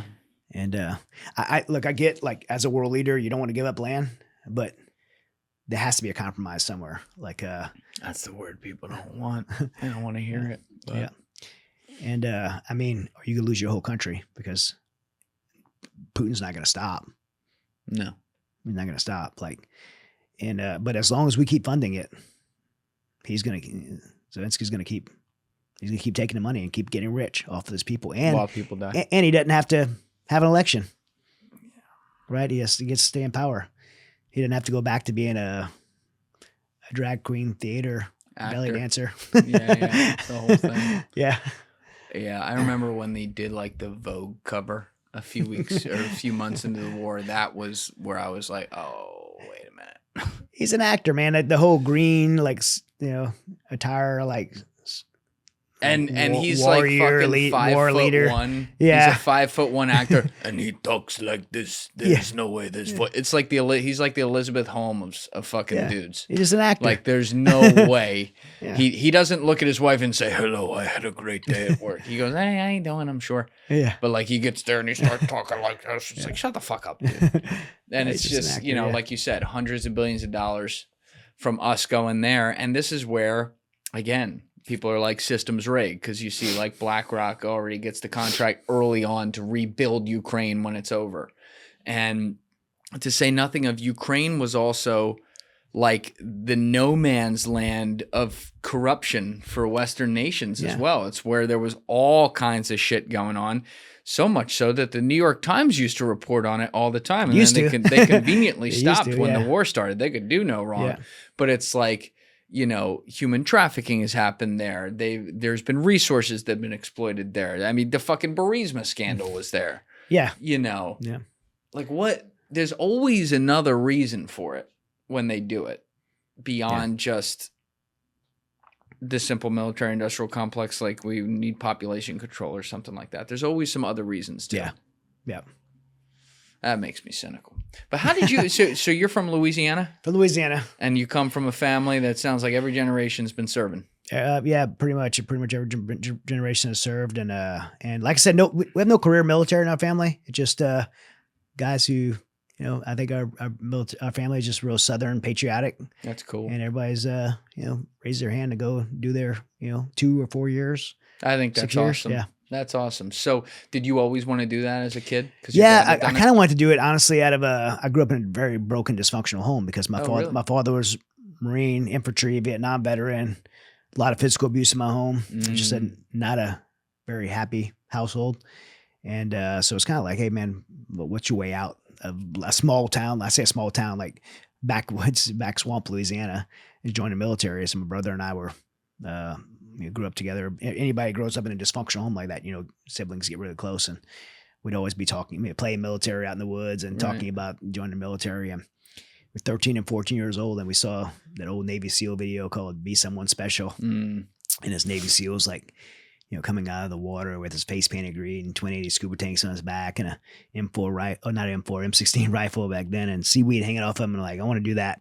That's the job I want to do, but I don't want to be in the Navy. Like, I want to be in the Marine Corps because my dad, as dysfunctional as he was, there was something that made my dad proud. The fact that he's a United States Marine, and I'm like, if you make that miserable guy happy, like I want a piece of that. And so, did you have? How do I want to ask this? Because you had an understanding that your dad had seen a lot of shit and done a lot of shit in the worst kind of environment. Did you have some empathy for obviously the serious flaws he had, or never until I had it myself? Yeah. I mean, in fact, like, after my brother and I made the decision, we started running and swimming at that young age, and we trained for about a year. My brother was shot and killed. So it was like a pretty devastating blow to our family. My dad actually left. My stepmom couldn't handle the loss of a son, so she went back to her parents. My dad couldn't handle a grieving wife. He moved away. So at 15, I was living on my own with my sister, who was in college. And wait, so hold on a minute. He was your stepbrother? He was my stepbrother, yeah. Okay. Yeah. And he was shot from 6 and 7 years old. Okay. So and he got shot and killed in war when he enlisted? No, just a feud between another stepbrother on the other side of the family. His kid was only 11 years old, and they were fighting and arguing over something, and he picked up a shotgun and shot him in the chest. An 11-year-old. Yeah. Yeah. So both of their lives were destroyed, over that. The kid never recovered. And ended up in and out of drug rehabs and jail and everything else. Yeah. Were you there for that? I wasn't there. I was with him a few hours before that, and then found out right when it happened. And he was growing up the way we grew up, he was the closest person to me in my life at that time. We were like really, really close. We were always either riding dirt bikes out in the woods and hunting and fishing together. We were kind of connected at the hip. So, and you two had always talked about being in the military. Yeah, we're good. We made that commitment together. We're gonna try to be Recon Marines together. And so that was kind of my life goal. And that actually put a flame under it. You know? Right. Like, I was going to say, did that really push you to want to see that I through? was like, want to see it through. It was something I started with him. But when I was 17, I wasn't going to graduate high school. I'm living on my own, trying to work, going to high school. And so I went to this Marine Corps recruiter, and I'm like, his name is Ronald Brown, Staff Sergeant Ronald Brown. I remember his name. I always joke that people remember the recruiter's name because they hate them. Mine was the opposite. I remember it because I'm just so thankful for this guy. I just went in his office and told my story. This is where I'm at. This is what I always wanted to do. Here's the situation I'm in. I'm living on my own. I'm working, like trying to make it. I'm not going to graduate high school. And he helped me get in the Marine Corps without even a high school diploma. He definitely said, stay right there. Walked out, goes, got one. Got one. Infantry contract. Yeah, sign him up. That's exactly. Helped him make that quota. That's right. Wow. Yeah. So that's really. Yeah, I really like. I see why you call it the Resilient Podcast. I went in the Marine Corps. I got my GED after infantry school. All those years later, I got an MBA. I'm about one semester from New York Tech. I'm working on my second master's right now. I've been about 2 years now. I'm one class away from my second master's at Harvard. So that's awesome. I keep saying that I'm not gonna finish that class because I don't know if I want a degree from Harvard or not. You still want it, trust me. Yeah, but it's my first master's. My first master's from New York Tech's MBA, and this one's a master's of nonprofit management. And I'm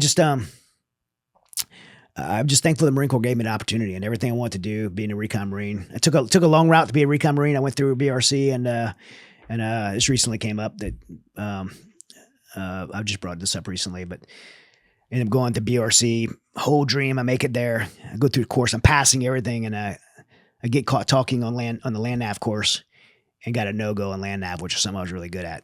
So it was like super shameful. I had to go back to my unit without graduating, passing everything, but without graduating. Would you say you got caught what?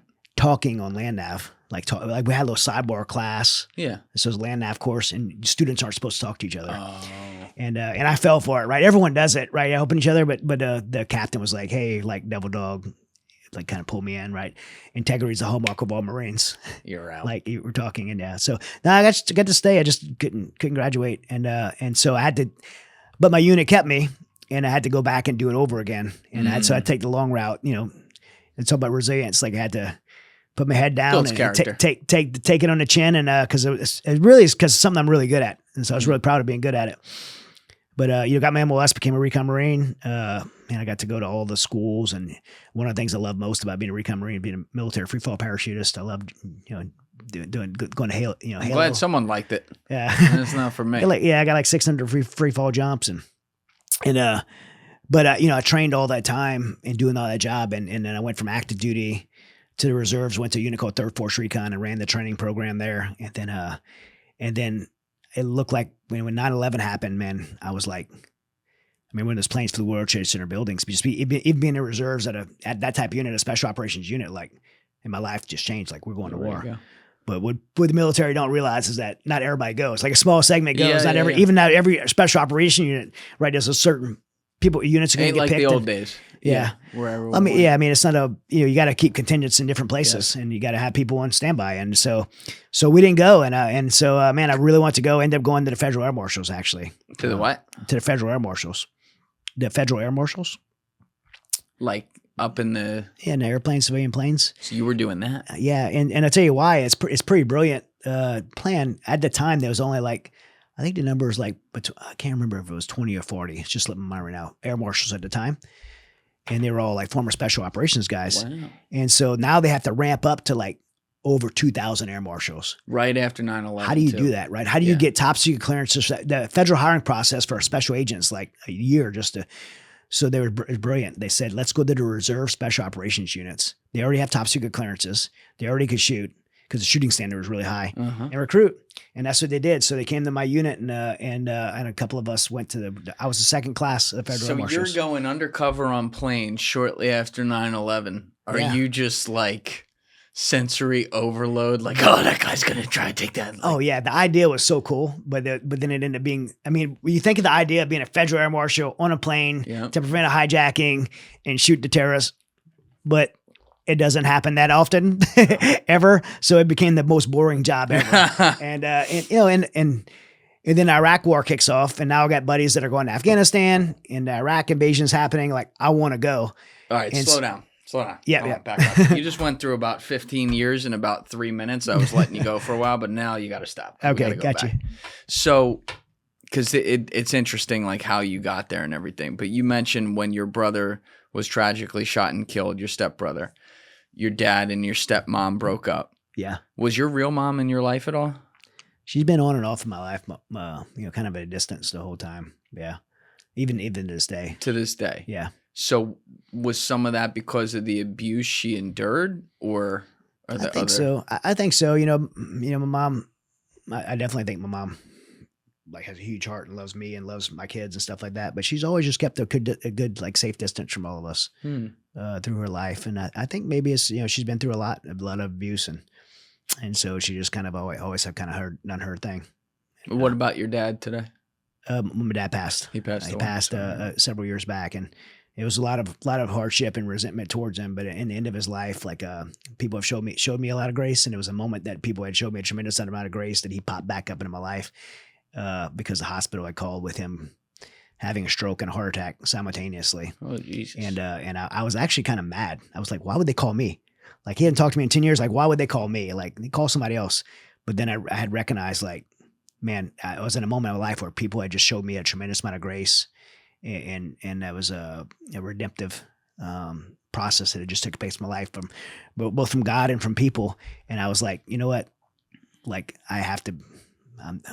I'm the only person in his life at that time. He burned every bridge, and so I flew in and went over to sign some paperwork for him to get the care he needed, and then restarted a relationship with him. And the last few years of his life, he was in a pretty bad spot medically, and then he disappeared again.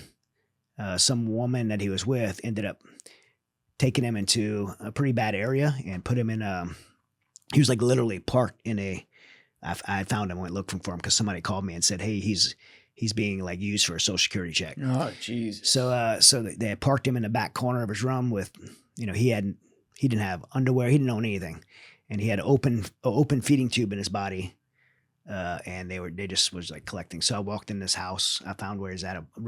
Flew in to Oklahoma, rented a car, found him. And when I got into his house, I think they thought I was the cops because everybody scattered when I walked into the house. And I kind of like got frantic because he had like long fingernails and feces under his nails and stuff. So I started cleaning up. I called 911 and yeah, they were using him for a social security check and got him into a home and, I got to introduce him to my relationship with God and his, and so that was pretty cool at the end of his life. And we had this moment of like forgiveness, and then he passed. That's what I was going to ask you. Did you forgive him for? Absolutely. That's when, to answer your first question, did I have compassion for him? I never did before because I didn't know.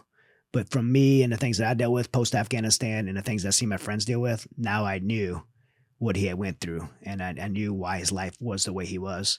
And so I was able to, because of my own experience, I was able to have compassion for him. And because of the grace people showed me, I was able to pay that grace forward to my father and had that closure with him at the end of his life. And, at the very end of his life, he had never told me he loved me or anything like that. But at the very end of his life, I had to keep him in Oklahoma because the way the Medicare thing set up, I couldn't bring him to where I was. And so I got him, everything he needed, a TV and a phone, and I'd prepay his phone card. And he would call me, and he was starting to get dementia because of his condition at the end. And he would call me and just say, hey, Chad, this is your dad. I love you. And he would never say, I love you. And then I'd say, okay. And then he'd hang up. And then like 5 minutes later, he'd call me again. Hey, Chad, this is your daddy. I love you. And then I got a call I didn't get a call from the hospital, the convalescent home. I actually got a call from the funeral home. They called me first, trying to do funeral arrangements. And so it was kind of a weird way I found out. But yeah, he passed, and man, he had burned so many bridges in his life. I couldn't have a funeral for him. Not a brother, a sister, a friend, no one. But that's pretty special that like you got to rekindle your own relationship with him. Yeah, I'm very thankful at the for end that, and have some grace with that too. Yeah, and I believe that I got to lead him to a relationship with Christ, which is something that has been profound for me. And so while we may not have had a good life in this life together, I believe we'll have one later on. So that's great, man. Yeah. And it's also because like you strike me as a big family guy, talking about your kids, and also you're someone who clearly cares a lot about taking care of other people. You go and risk your life as a private citizen now to war zones to help people. So like you got a big heart. and all that. And it's always interesting to me when I see people, because like I came from a great home. Like my parents have a great marriage and everything. Everyone's got their flaws, but I never, I had it really good.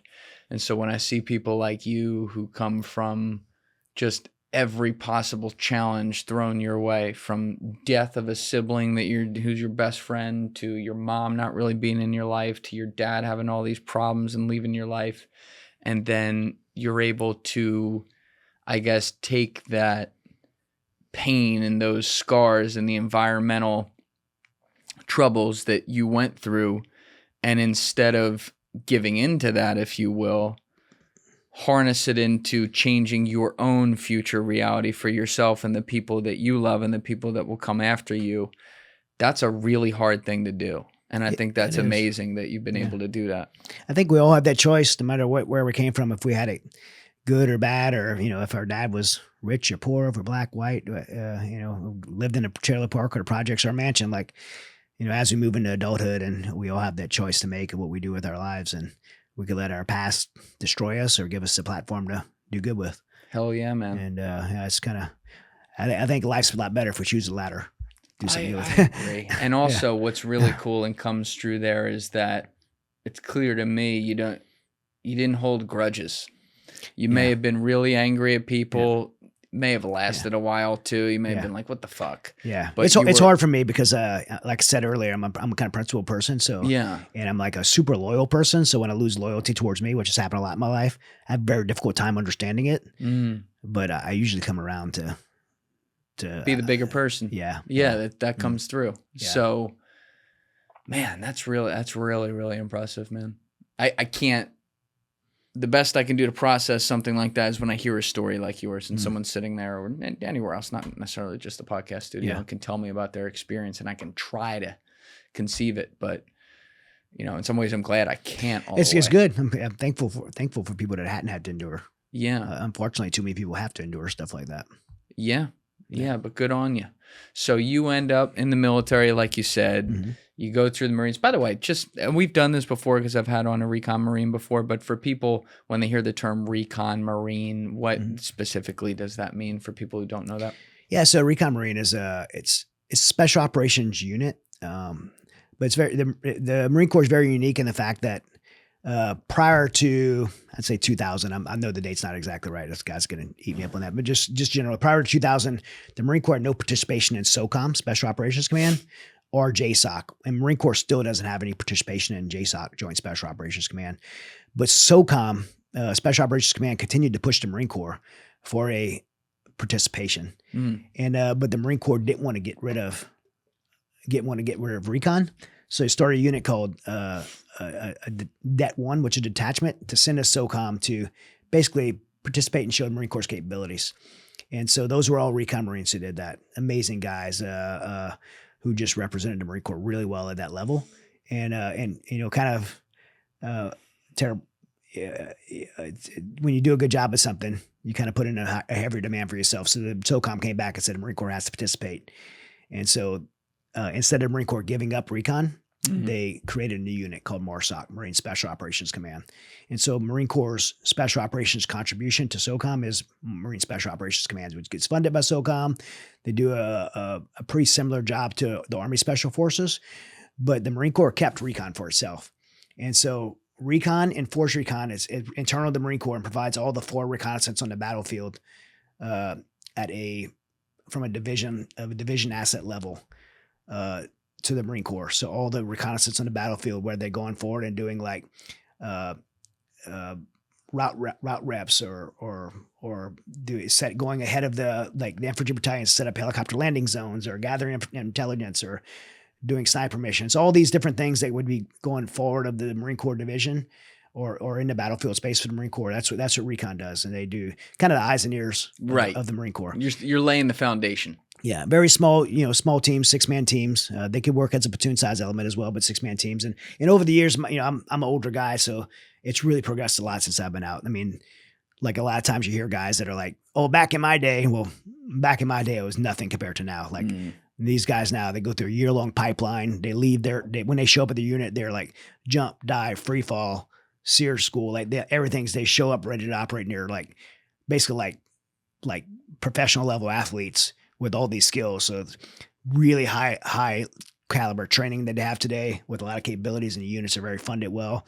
It's pretty amazing. So the Marine Corps has a very kind of two tiers of special operations, one at SOCOM, one internal to the Marine Corps. So Recon, and every Recon battalion has a force recon company, which would be the more senior guys that have been around longer and selected to be that force recon element inside there. So it basically belongs internal to the Marine Corps, and it's amazing. And they don't get a lot of credit. They stay pretty low profile, and I think they're very proud of that. I've caught a lot of hate from my public profile being out there, and guys that the recon community doesn't like guys going out and writing books and so, but it's amazing, guys, and the recon community is just an amazing group of human beings, and it's very special humans, and so that's what I did. So just to review the timeline you had been going through there before I pulled you back, you end up in the Marines, and then you end up in the reserves. And while you're in the reserves, are you doing any civilian jobs too, or are you full-time? Yeah, so I did my 4 years active, and then I went to the reserves, went to 3rd Force Recon Company in Mobile, Alabama, moved to Louisiana. My idea was I'm gonna go to college because no war's going on. Right, this is 97 when I got off active duty. It was 1997. No wars going on. Kind of hard to think that we had a time in our country like that. And I'm going to go to college and go back in as an officer. Didn't know what I was going to do for a job while I was going to college, but I already started a family, so I had to have a job. So I went. Right. I was a police officer in New Orleans. Oh, cool. And then but I also didn't pay much money to be a police officer in New Orleans, so I was doing about 10 days a month at the reserve unit. So I was doing about 10 days as a Marine Corps reservist. And about 20 days at the police department, and working my butt off, trying to, not making any money on either side, trying to go to college and get my family in a better position. And so I did that for like 4 years until 9/11. When you suddenly start a family and everything, because I haven't done that yet, I really look forward to it.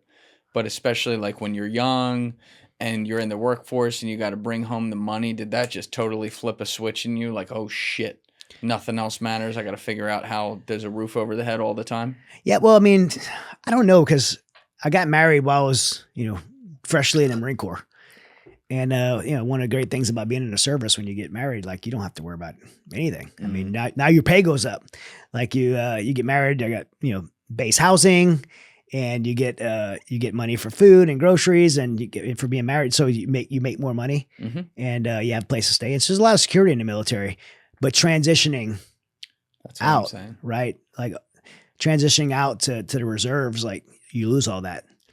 It's just like now you have to figure it out. And that plan is to go to college, but I didn't do like a MECEP program or anything like that. I just got out, and I'm going to go to college. And so I had to figure out what to do. And my initial thought was, I'm going to go commercial diving because I love diving. So I got a job at a commercial diving company, and I realized really quick, I'm not about to do this and go to college. What's a job that I could do while going to college? So that the police department's where I went. Yeah. Or the sheriff's office is where I went. How was it being a police officer in New Orleans? It's pretty wild. Right? A lot of shit going on. Pre cell phones, nobody videoing you. So you're watching the beepers go off like it's The Wire. Yeah. It was wild because I went to the police academy, and because I came out of, I was a recon Marine, young, in shape. So I did really good in the academy. And so they put me right undercover straight out of the academy. Whoa. So I went straight to in New Orleans. Yeah. So I went straight undercover narcotics, straight out of the academy before I ever put on a uniform. And so what was that? That was a really cool experience. It was kind of funny. You guys, your audience probably laugh. I did like the 21 Jump Street thing. So I went into high school. So I went from back after 4 years of being in the Marine Corps, I was corporal in the Marine Corps, and now, as in charge of a recon team as a team leader. And now I'm having a teacher tell me to spit out my gum. Oh my God. So I went in. So you were literally in high literally school. Went into high school. And then my job wasn't to bust high school kids though. My job was to catch people selling drugs, adults selling drugs to high school kids. So I did a couple of weeks actually in the school as a student. And then the idea was to build some relationships and then drop out, had an apartment in town. While my pregnant wife, this poor pregnant wife's having to deal with me being around a bunch of, high school kids living in the next town over. Yes, it was pretty. And so it was wild, man, because it was a rough area. It was a really rough area of town, and ended up getting in a shooting while undercover, working with high school kids. And then What happened there? well, I mean, I was at it was at this high school party. Oh my God. Yeah. So you had to do the whole damn thing. Yeah. I hope you didn't have any close calls. Right? Like, oh. Nope. That's none of those. But yeah, this high school party, this big bonfire party, and this is this guy's girlfriend was, I guess, like wanting to talk to me. It's a high school girl, right? And he got jealous and tried to fight me. And we're there trying to do police work, and I'm over this high school drama. This guy takes a swing at me through the car window. We're trying to leave, and these are bad guys. These aren't kids, by the way. These are adults. Like, and I pushed a door, and when I pushed the door, he missed me, hit her, and I grabbed a hold of him. And when I did, someone shot up the back of our car. No. And my partner shouldn't do this by the police, by the way. Came out the sunroof. He's from another sheriff's department. Came out the sunroof and fired with his Glock, fired like a base of fire over all these kids. Firing his gun over, and everybody got down and we drove out of there. And so the next day, these guys came, found me, and I was at the parking lot of the high school picking someone up, and they attacked me. They came to, like, there was a bunch of guys. And so I rushed to my truck, opened my truck because my gun was under my seat. I grabbed my gun and we started fighting over my gun. I ended up getting my gun away, pushed them back, and held them all at gunpoint. Never said it was a cop or anything. And then drove off. And when I drove off, they went and picked up a long rifle. AK-47 was looking for me. And then my supervisor called me and said, "Hey, we gotta get you. I would have been like, yo, fuck this. I'm leaving high school. I ain't going back to this shit. This is over. Yeah. So that ended up, and then ended the operation because it escalated so bad, and these guys are so I'll personal. say. So after that, we ended up doing the roundup, which is where you go arrest everybody. So we had like 45 felony warrants from my time there, from people I bought from and stuff, and not only the drug buys, but these guys for aggravated assault. Oh my God. And so I actually got in uniform and to go. Surprise, bitch! I'm not in high school. Yeah, that was the first time I ever wore a police uniform besides the graduation. You must have had a baby face. Oh yeah, super baby face. Yeah. Oh my God, I couldn't see that now. Like, you know what's funny though is I was like, wish they would have had a wrestling team, because the next parish over, because in Louisiana they have parishes. The next parish over, there was a guy doing the same thing I was doing. It was a statewide effort. There was a state task force, so there was several of us doing it. He was like, this guy had played like Division I baseball and everything. He goes in and puts on this sob story that his dad died or whatever. The baseball team takes him on. They get together, buy him a glove. He's out there like knocking the skin off of balls at high school games. That's nuts.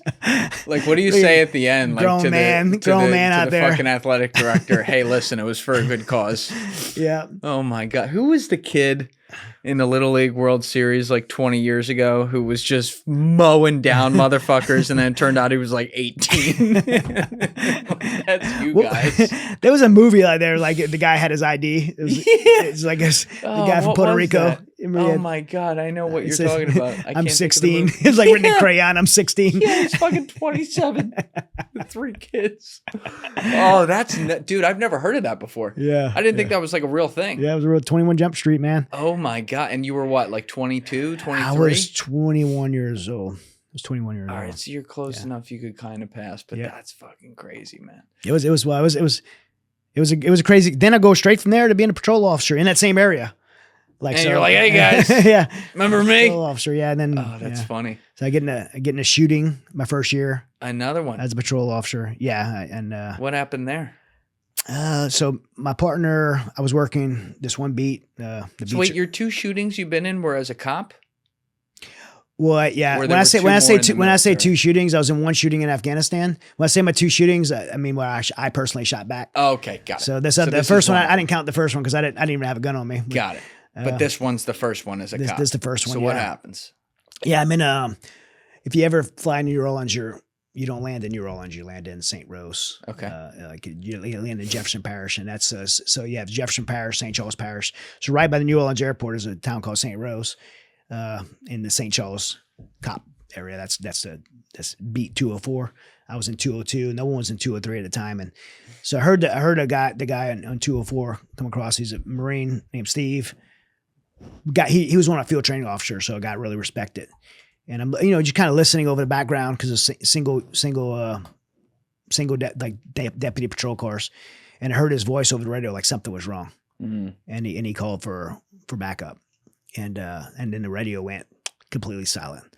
We had a brand new radio system, a good one, but it was like a glitch in it, so the radio system went silent. So this guy had never heard his voice before, like in a kind of distress. So I was panicking to get there, man.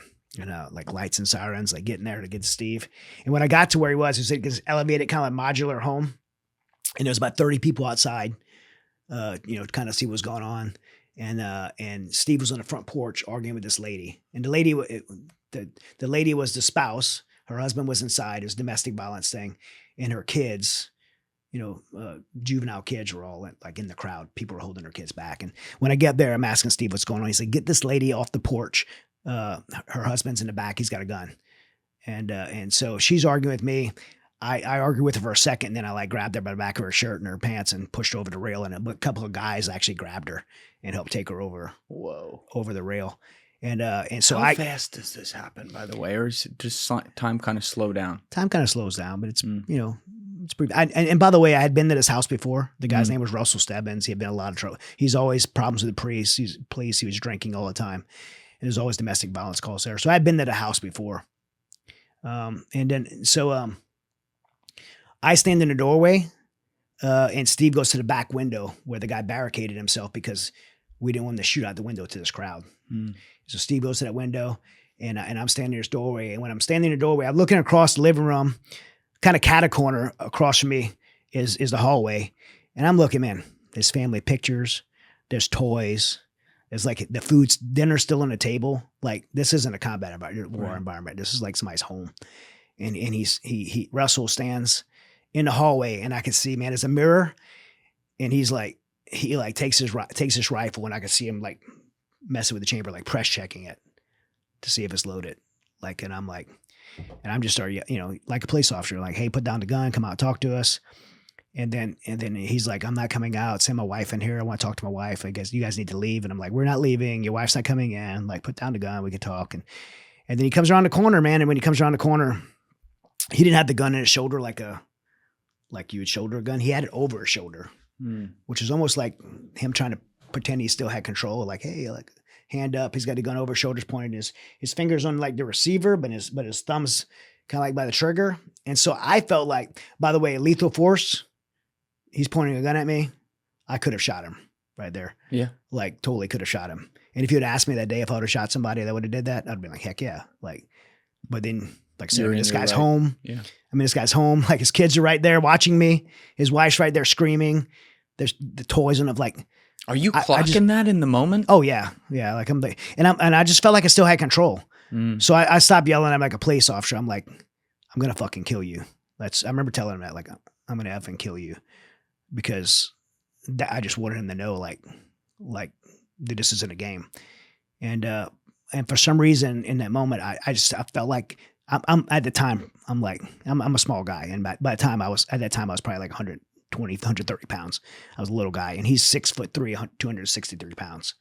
I know his weight because of the autopsy report, and I felt like I could handle it, so I stepped in and closed the distance to him. And I took the barrel and grabbed this barrel of his rifle and pushed it away from me. And I kicked him in the nuts. Like not like a football kick, but like a push kick to pull the rifle out of his hands. I kicked him the second time. The first time, nothing. Kicked him the second time trying to pull. And not only did I nothing, like he grabbed my wrist with my gun in it. And this he's a monster guy. So now we're fighting with two guns. And I'm like, man, he's not going to give, like, he's not ever going to stop. Like, and so I knew that moment, like I had to, I had to shoot. So I broke my grip like of his wrist, and I shot once, like pop, right. And then I shot 5 more times, like, so I shot 6 rounds. I didn't even know Steve was behind me at the time. Steve shot 6 rounds over my shoulder. I could literally hear his gun functioning, like the mechanics of his gun functioning. I never heard a bang. I could hear like pops.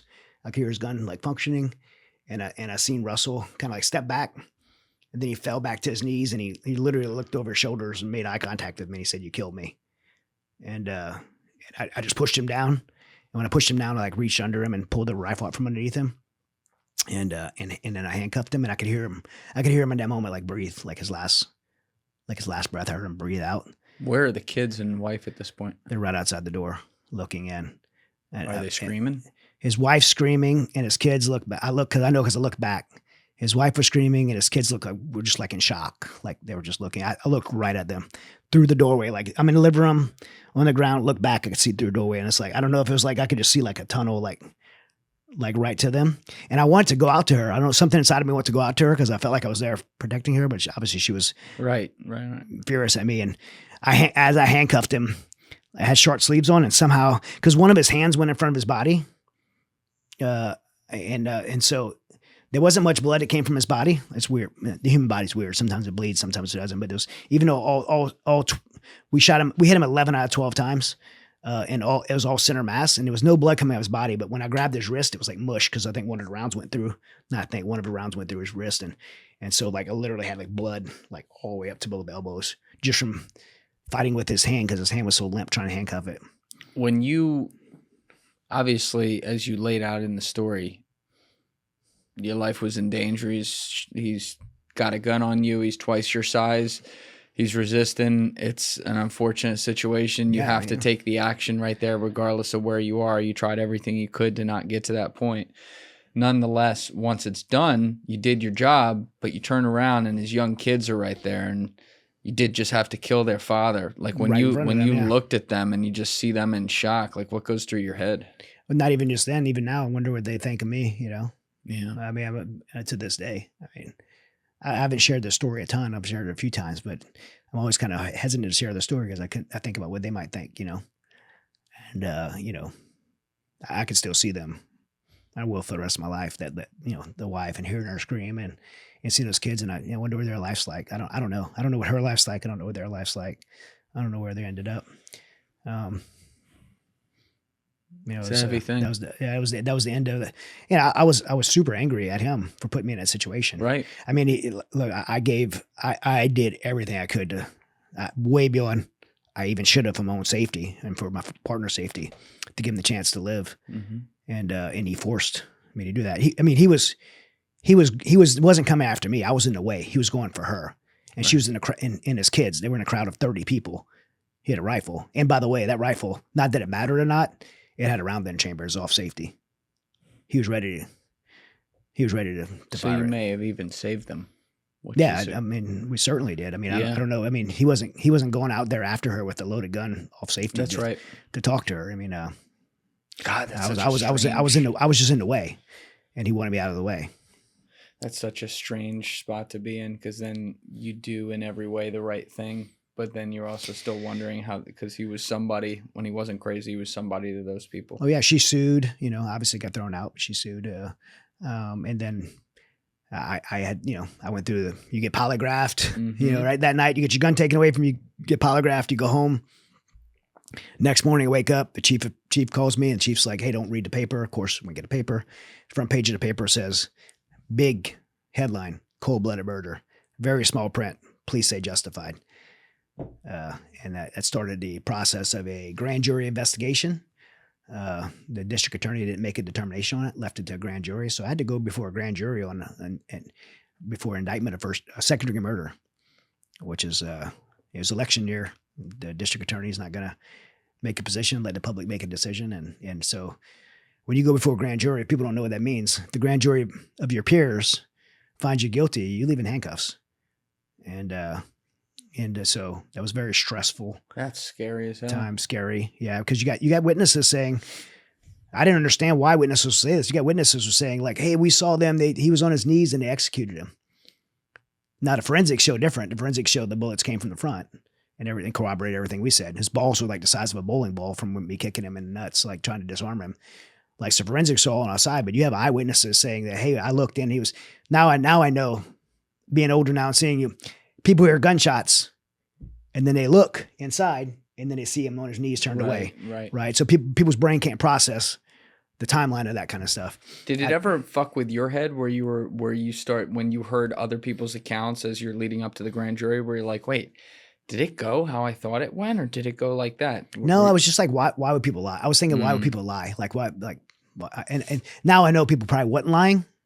I think they were just right. I understand what you're saying. Yeah. So wow, what a thing to go through. Yeah, and then once it's all over, right? Now you cleared. Now we get be a cop again. It's like what? We get the Medal of Valor from the governor's office. Oh, you did? This is the government Medal of Valor. Both of us get the Medal of Valor, and then by that point you're just like so jaded. You're like, yeah, guys, how convenient you give it to us after the grand jury.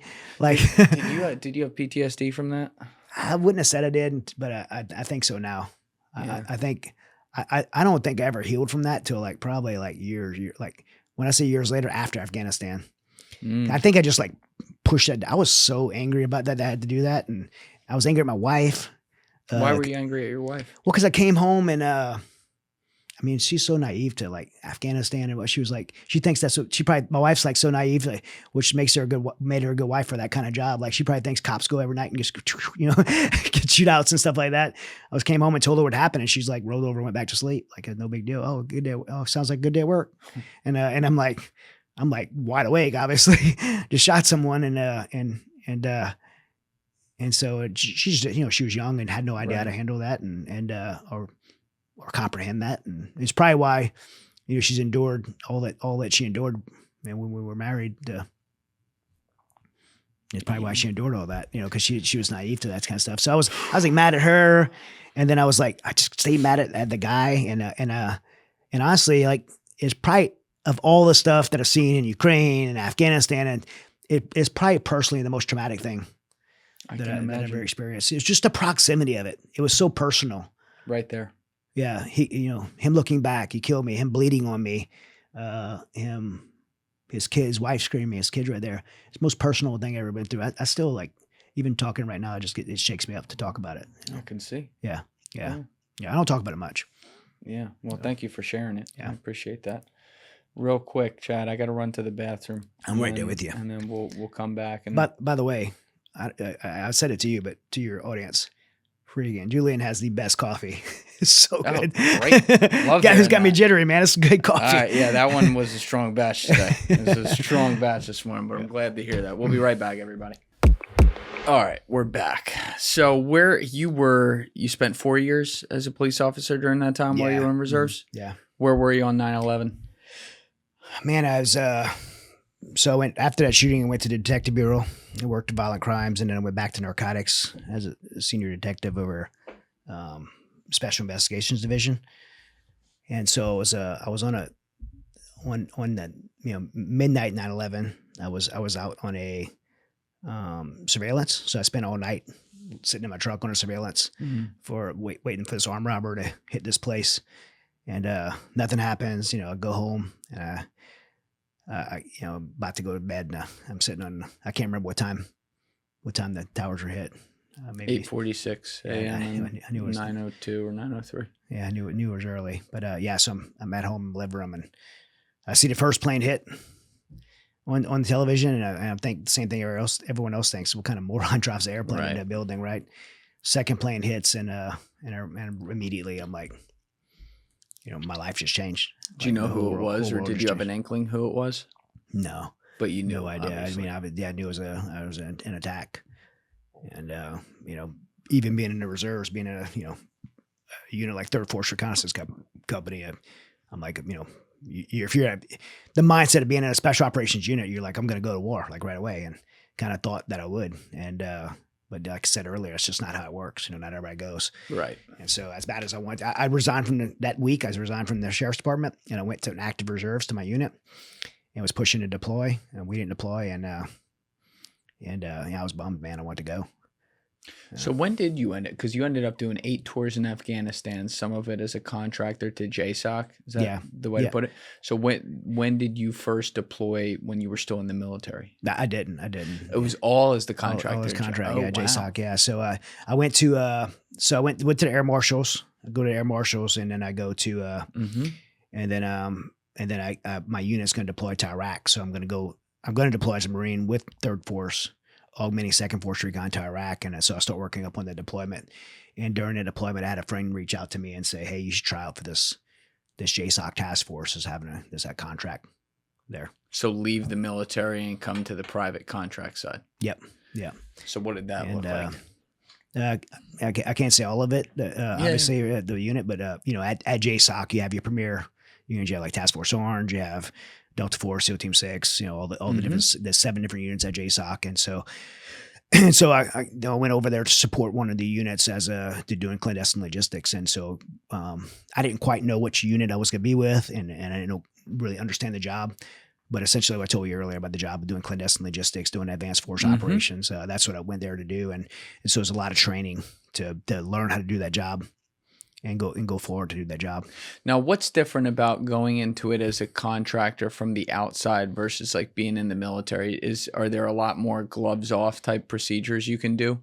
I don't know. I mean, you're still working for the military, so all the legalities and parameters are the same. I think there's a sense of like a little bit further distancing to be non-attributable. So you're a contractor. The U.S. government's not completely attributable to your thing. Although when I first started, I was contracting through another company. There was a little bit of layering, but towards the end, I was contracting directly with my command, and so the attribution was pretty tight. And I reported directly to the XO and CO of my unit, so it wasn't much different. I mean, you're not wearing a uniform, you don't get paid the same, you get paid a little bit more. But I think everyone that was contracting at that unit doing that job was doing it for a sense of service and patriotism outside of a job. So this is 03 to 07, these 8 end deployments of 03 to 2007. April of 2007 is when it How long would each deployment be? 3 months kind of deal? Yeah, three anywhere from 3 to 6 months. Okay. For me. So obviously there's some classified stuff you can't say, like you said. So I mean, my book, if my book Saving Aziz, like it went to the Pentagon for full Pentagon review. So kind of the liberty I have is I actually know what they redacted, right? And so I kind of know what I can and can't say. All right, so we'll get into the stuff and when there's stuff we run into that you can't, no problem, just say that. But you'd be going there for 3 months at a time. You're doing the recon stuff where you're going ahead, kind of setting the stage for then some of these special forces teams to come in, and you're serving in 6-man teams. No, it's pretty much either I'm usually with one other teammate or by myself with Aziz. Wow. Okay. So you're all right. So it's we call it kind of singleton would be like the terminology. Yeah. What's it like? Like obviously you're an American. You come into these places. There's a lot of Americans all over the country because of what's going on. So that alone is not enough to set I think a lot of people think that's like surprising. Oh, how would people think man, there are NGOs all over any war zone in the world. But you're in plain clothes, so you could technically blend in. And they wouldn't necessarily know, oh, he's working with Delta or any one of these teams or something like that. Okay. Now, 03 to 07 is interesting because you're going there right when Iraq kicks off. Yes. And when I look back at the history of Afghanistan, it's like we can argue about all the logistics around 9/11. That's certainly a conversation. We do know that at least like the guys who flew the actual planes were associated with Al-Qaeda, and Al-Qaeda was being harbored in Afghanistan by the Taliban. So the U.S. goes to Afghanistan. All right, that makes sense. Iraq was a whole different thing. So when they go to Afghanistan, they pull off, minus getting bin Laden, they didn't do that, but they pulled off one of the more impressive paramilitary operations ever done in world history at the time. And I would, even looking back on it now, the first year or two in Afghanistan looks like some really good things happen from a military perspective. Now you go there in 03 when they're now going into Iraq in March 03, and looking back on it, it does feel like the old quote that like kind of took your eye off the ball. Resources go to Iraq, and then Afghanistan slowly sinks down into a fucking hellhole over the next 18 years at that point. When did you start to notice in your 4-year period there, or did you notice at any point that, hey, it seems like some of these guys we took out are starting to quietly build up again? Yeah, I think as far as the military effort goes, because of where I was and who I was with, I didn't notice there was a lack of attention put because I'm with a tier 1 unit who gets all the resources and funding it needs. So their mission was very well supported. I think the conventional military's mission would have been, become a little less and less over time. But that tier 1 units, their mission was very supported. They were heavily funded. Everything they needed was done. And they actually, I think the progression of what they did and what they're capable of doing from 2001 to probably 2012 had continued to be amplified all the way till, they got bin Laden. And so I think I was in a kind of a niche area to where I just seen a tremendous amount of resources and support going into the operation that we were doing. And so, but I do think you're correct in the military. I mean, we're spread thin between two major wars, and there was a lot of the conventional effort shifted to Iraq. Yeah, and you also brought this up earlier, and we should go back to it because every single guy I talked to who served significant time in Afghanistan, I'm talking Navy SEAL guys from multiple teams, including Team 6, Delta guys, Army Ranger guys, and I'm definitely missing a couple in there. Every one of them talks about, the thing that people didn't talk about at dinner parties with the culture over there, which I'll just use the direct quote many of them have independently given me, that seems to be common in Afghanistan, where they say women are for kids and boys are for fun. And it is a rampant undercurrent culture. I don't care where the fuck it is. I'm going to call that out. It's crazy. Like, at what point did you realize that was as widespread as it was? Right away. I mean, because of the fact that you got to think in 8 deployments there, I spent like 2 weeks on a base. So I lived out in the community and so learned right away that, women are for babies and boys are for fun, and these little boys, especially like within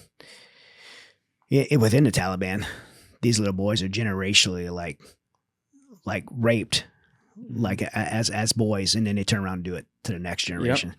So it's rampant, and it's I always struggled, like they're gonna fight a jihad war and be so spiritually driven that they're willing to put on a suicide vest or fight to the death over the spiritual belief and ideology of war, but yet they're gonna be engaged in pedophilia.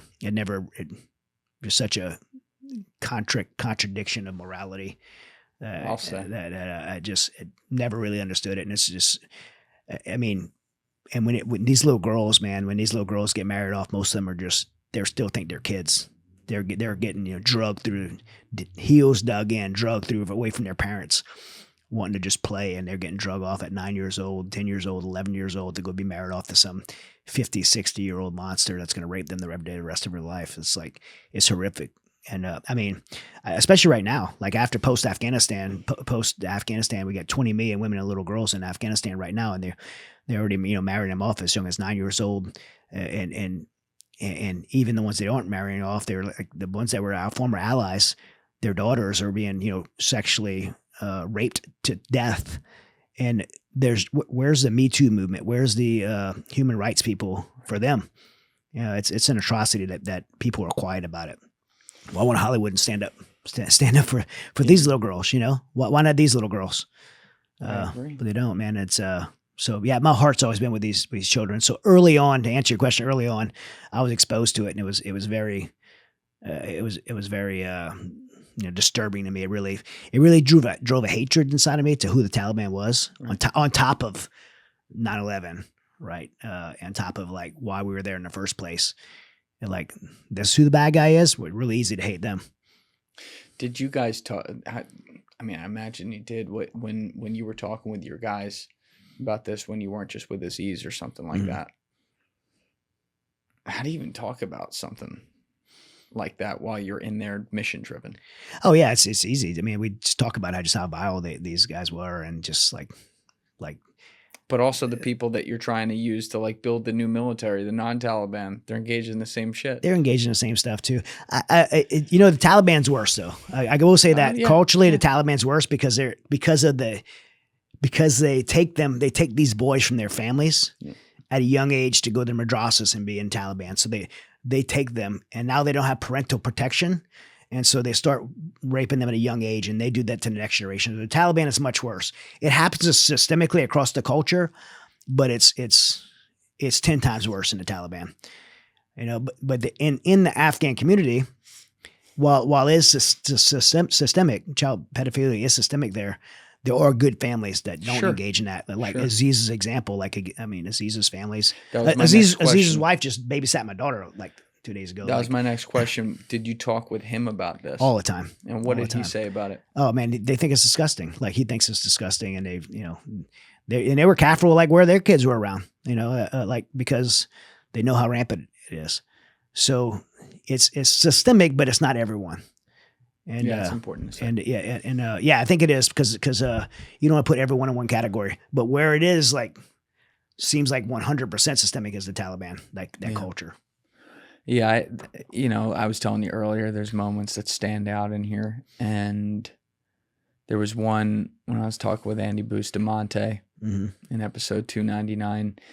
I was asking him about the worst places he had ever been, and one of the ones he mentioned was meeting with a warlord in Africa, in a country that he didn't name. And when he was there, he saw the child soldiers around him. They're all 9, 10, at most 11 years old. And he said they would put all these kids on, cocaine-like drugs and shit, and they would rape them. And then those kids would grow up and turn into if they lived, turn into the general sitting in front of them and the guys who worked with him. Yeah. And do the same thing to the next generation. And I said to him, how do you stop that cycle? How do you get rid of that? And he leaned back, and Andy's a blunt guy, but you could tell even he was uncomfortable with the answer, and you know him, but he was uncomfortable with the answer he was going to give. He leaned back and he paused and he said, "This is going to sound so bad." And I'm like, "Just go ahead." And he goes, "You got to kill them all." I'm like, "Kill them all." All of them. You got to put them all down and you got to start over. Yeah. And as much as that sounds like an awful solution and something that morally I would never get behind, just genocide, killing right? Yeah.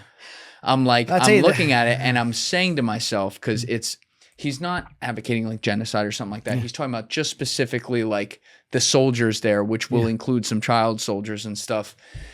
And all I could think about is I was like, all right, Julian, you don't want to do that because that sounds awful. Do you have a better solution though? Internally, I was thinking in my head, and I was like, at this moment, I don't have a better solution than that. Yeah. Morally, what does that say? Yeah, I agree. You look at the Taliban culture, how do you undo someone that's been exposed to that? Yeah. I don't know the answer to that.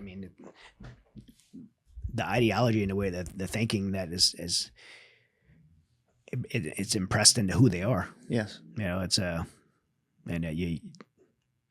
there's redemption available for everyone, but man, I don't know how you turn that kind of thinking around. At the time when you were operating in Afghanistan, especially when you get to the end of the 4 years and the 8 deployments before we get to why you decided to leave and all that, did you feel like you were really getting somewhere and accomplishing things? I don't believe I felt that Afghanistan as a whole. I felt like it was an endless, bailing out a boat full of holes. Just I don't believe Afghanistan as a whole, but for our mission, I felt like we were getting somewhere. I feel like because it was very tangible when you're at the unit I was at. They had a target list, and basically whoever's in the top 10, that's who they're going after. And we were knocking them down. The command was knocking them down. Man, I was with these guys. These assaulters at these premier tier 1 units. They're amazing human beings, and they do such a great job. And not just the shooters, the whole system, the intel, they were doing a phenomenal job, and they were taking targets out. And, every time you take one out, one rises up. Right. But they were taking them out. And so I felt there was tangible wins for us because of the job we did. But I was observing the Afghanistan as a whole, and I'm like, man, it's just like I said, we're bailing out a boat with holes in it. Yeah. And that's kind of what it felt like. Now, you're not allowed to say which tier 1 unit you were working with, but people can guess that there's a lot of really fucking amazing ones. Either way, they're all tip of the spear, if you will. Did you feel like those guys, because sometimes this goes either way, they talk about these teens being really insular or like really cool. Did you feel like those guys viewed you on the level, or there was a little bit of a, hey, you just kind of do your shit for us and we're here? Yeah, there's a terminology in all the special operations called enabler. And so you go from being an operator to enabler. And but I really believed in the job. Like the job's not less, when you're doing the kind of work we're doing, the job's not less important. It's like, and so at first I kind of felt like, oh, okay, I'm here to support those guys. Those guys are going to go through a door. They can breach a door and they're going to go in there and they either capture or kill a bad guy. And my job's to support those guys. That's my role right now. I'm gonna do the very best job I can. When I got there, I realized that, oh my gosh, like the guys who are here are way more qualified than me. And I either could intimidate you into kind of cowering down or challenge you to do the best job you can. And for me, like being a Recon Marine, being there and realizing like how lucky I was to be there, I felt like I want to represent my community really well. And so I worked really hard and that earned me at the very end, I got picked to be on the kind of premier job. And, what do you mean by premier job? I mean, there was an effort at the very end, a project that was going to be in a neighboring country. I won't say which one because the Pentagon redacted my book. It's pretty easy to figure out. I was going to be in a neighboring country by myself. Neighboring country to Afghanistan. Yeah. So but by myself to go and help, help get those guys on target for some of the top few guys on there, from number 1 down. So I'm going to get, and everybody wanted that job and I got picked to do it. I was pretty proud of that. I was very proud of that. Were you ever in those 4 years tasked with something related to tangentially or directly with trying to hunt bin Laden?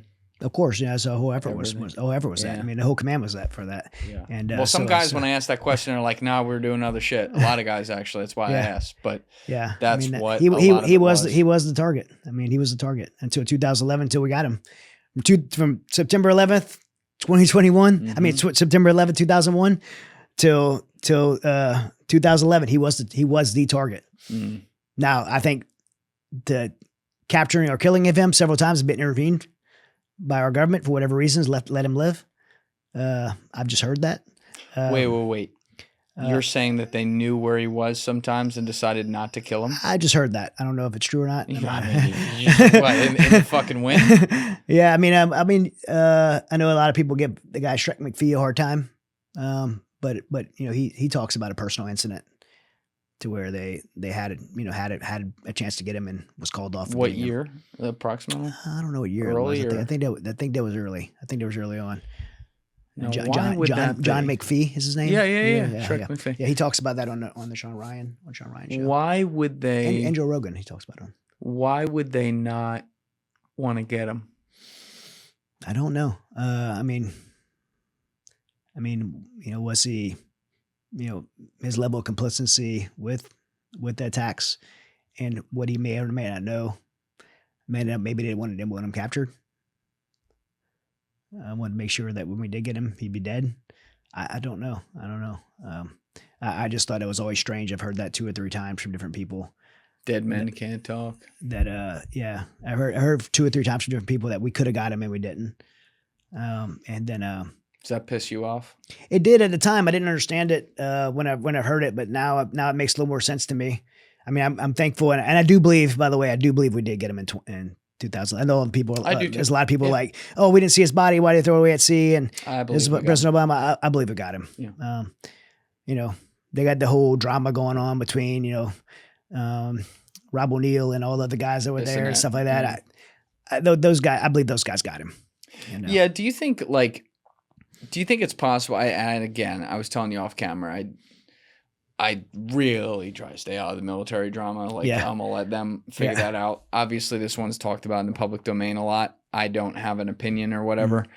Do you think it's possible that, in particularly like Rob O'Neill and Matt Bissonette, because it's a dark night vision mission, fast, chaotic, in an enclosed house, going after one target, a bunch of them enclosing on it on the same time, do you think they may both actually really believe their memory of what it was? I think they both think they're telling the truth. Yeah. And it's a shame it's a shame that they would be in odds against it. It's even more a shame that the veteran community attacks either one of those guys. And here's why, because both those guys are incredible patriots.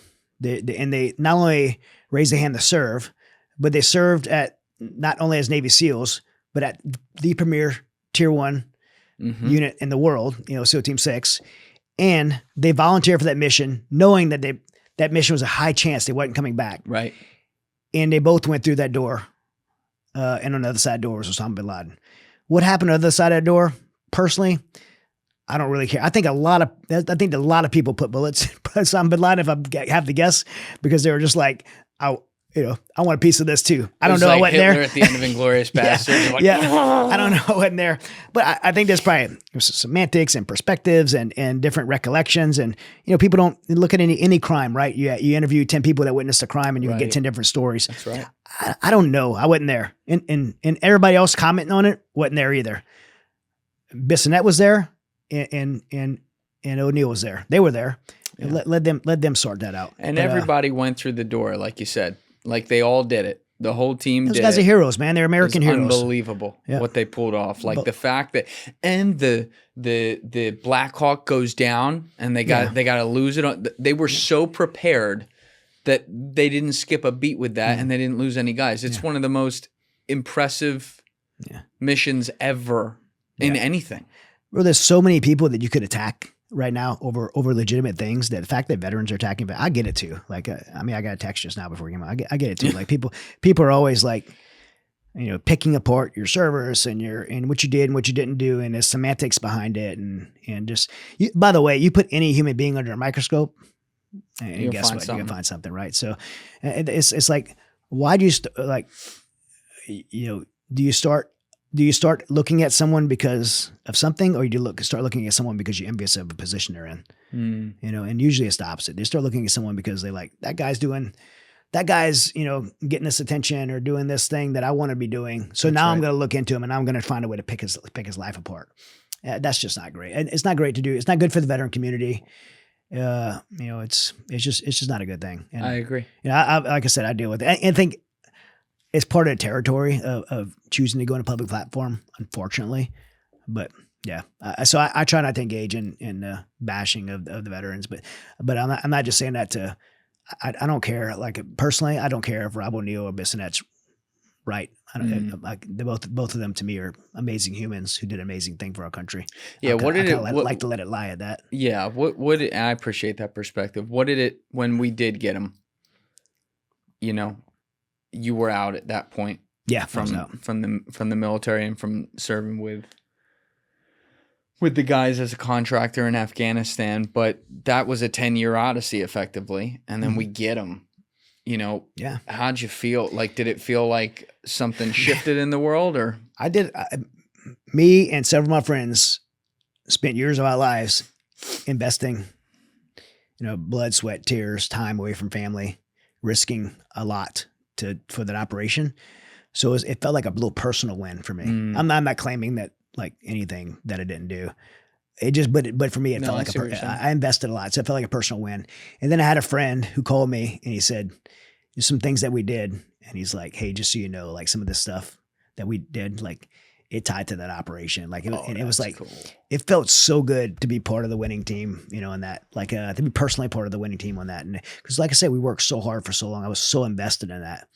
And, it was really redemptive because I left kind of on my heels, man. I left with my head between my legs. And what do you mean? When I left the program that I was in, it wasn't on the best of terms for me personally. What happened? Well, I mean, we had a compromise on our operation. We had some, several of our teammates that were killed, and we'd have, wait, so you had a leak? Yeah, we had one of our Afghans flipped over to the Taliban. Oh, no. It compromised us. And so we lost several team members, and our operations compromised. But even our operations compromised, we choose to keep operating. Now I'm working on a cross-border operation, and I get rolled up by a foreign intelligence agency, and I can't say which one, and I can't say what the conversation was about. But I get rolled up by a foreign intelligence agency, taken prisoner. I would say taken prisoner, but pulled from my house to a remote site to be heavily interrogated. Tied up. Yeah. So, not able to leave. Like they forced me into a car, drove me out, armed guys drove me out to a remote location on the side of a mountain to interrogate me. Now, what's going through your head in that car ride? Oh, I thought I was gonna be killed. I mean, like no doubt in my mind, like they're gonna. I thought when the guns come out to kill me, I'm gonna try to fight, but more likely How long was that drive? I was terrified. Probably about 30-minute drive of no silence. They wouldn't respond to me. Nothing. Were you speaking their language at all? Or? No, they all spoke English. Okay. They all spoke English. These are, Whoa. highly educated guys. These aren't thugs. What led to them rolling you up? Some information that they collected from our house. We knew that they had collected some information from our house tied to the compromise on the Afghan side of the border. I think I know what government this is. Go ahead. Yeah, and so it was it was a scary moment, man. It was terrifying. I'd like to be a tough guy and say like, oh, it was terrifying, and then I said enough for them to probably not believe me, but enough for them to say, okay, we'll give him more rope to hang himself, and let me go. Drove me back. Let you go? I thought they were driving me back to my house, but they actually drove me on the way back to my house and then let me off at a curb, kicked me out at a curb. How long were you there in where they took you? A couple hours. We were at a couple hours. I thought you meant the whole the country. So they questioned you. Were you I was in the country overall for about a year. Were you tied down when you were in question? No, you're in a room? Not in a room. Outside the road on the side of a mountain. On the side of a mountain. They're drove back. They're gonna fucking kick you over the edge. Drove back. Well, not like a mountain. Like not like Game of Thrones where they're going to kick you through the sky door. What's the train station on Yellowstone? Yeah. You've seen Yellowstone? It wasn't like that. It was like a hill, Yeah, I got I'd have rolled down if they pushed me off. But okay. Yeah, I was more thinking I was going to get shot and then, but because it was out, kind of the middle of nowhere. Without going into specifics that are classified, what kinds of things, I guess, from a high level were they asking you? They were more asking about one of the guys that I worked with. There was a guy I worked with that I think they were more suspicious of than me. For what reason? I really can't say what reason. There was a reason, but okay. there was a very legitimate reason, and I knew it, which helped me. Because then I'm thinking, oh wow, you guys are more interested in him than me.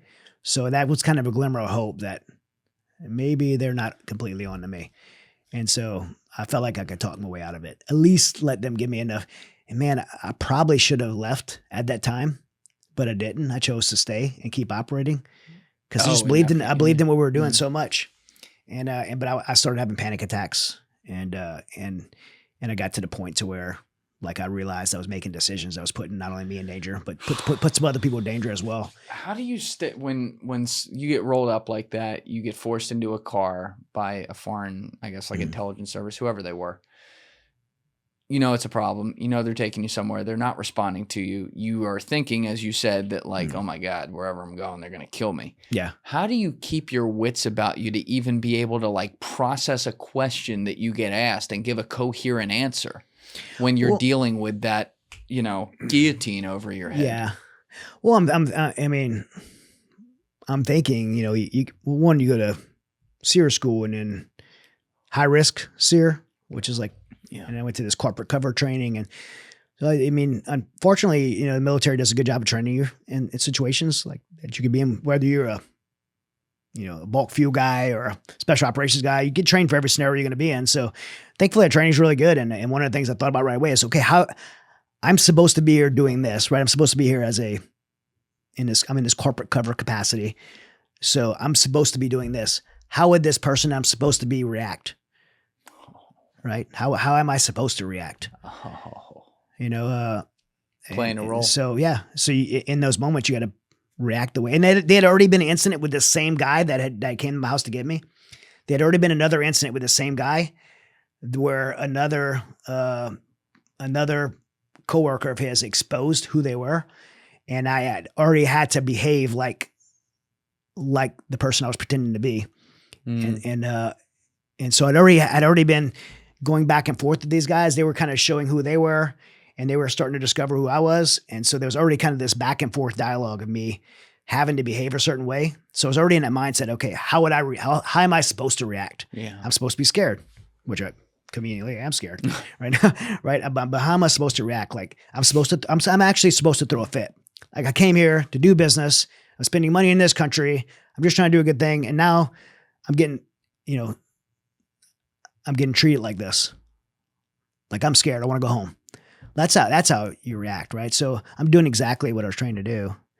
And, thankfully, they I don't think they believed me, but I think it was enough for them to say, okay, we're going to let him go and watch him more watch him. and get more. Yeah. Let him hang himself more. Did they, when they were done questioning you, did they say, all right, let's get in the car? Like, yeah, they just like free to go. They just or like did they kind of not like say anything. I remember vividly, nothing was said.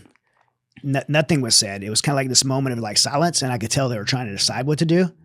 I mean, I've been a police officer. I've been done interrogations before.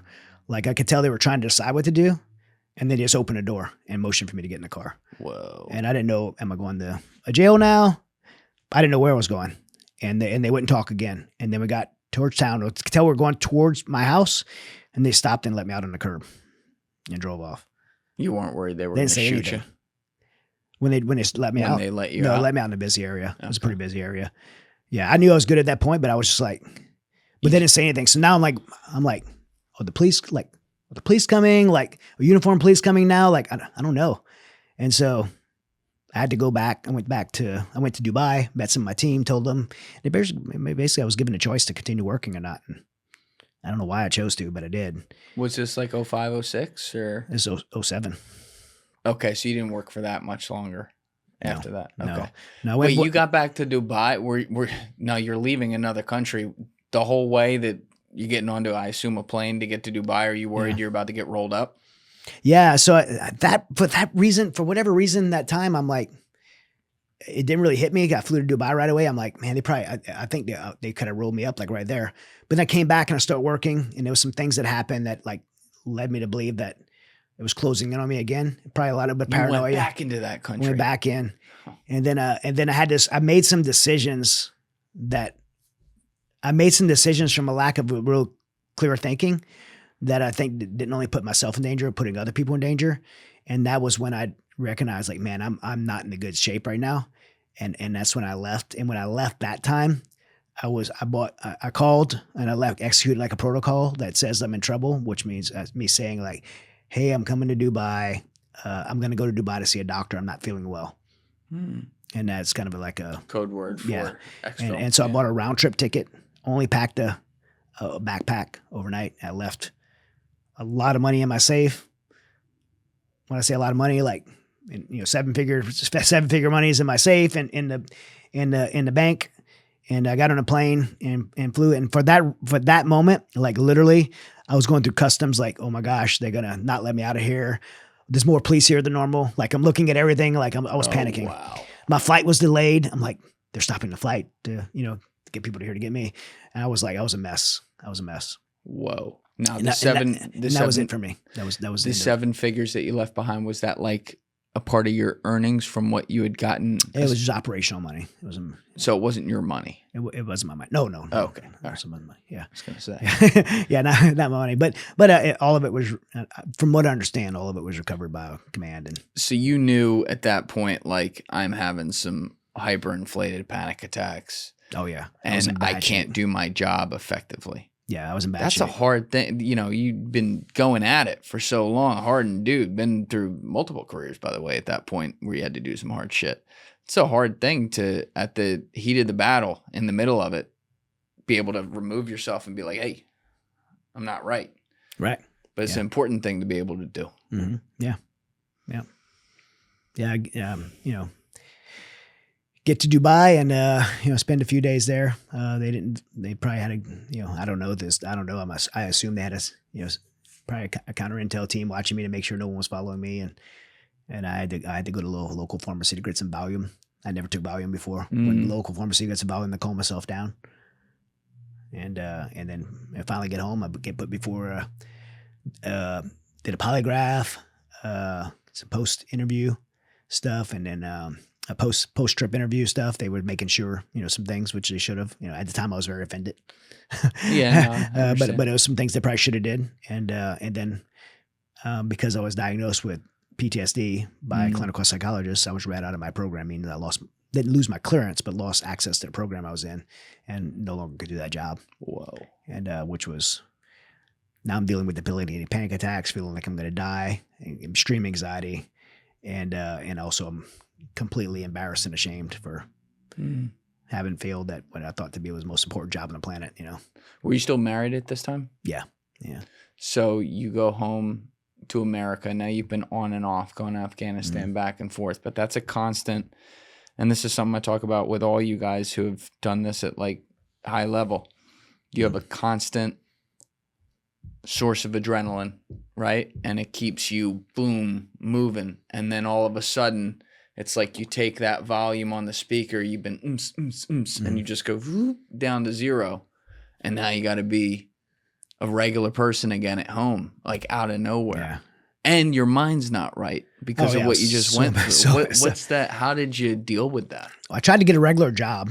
I just finished my MBA. And so I tried to get a regular job I went in and just totally used my trade craft to talk my way through an interview. And I've been in Afghanistan and doing construction work and building projects and talked my way into getting a job at a high-rise construction company as a project manager. Wow. And so successfully used my skill set to earn a job. And but I couldn't do it. I couldn't.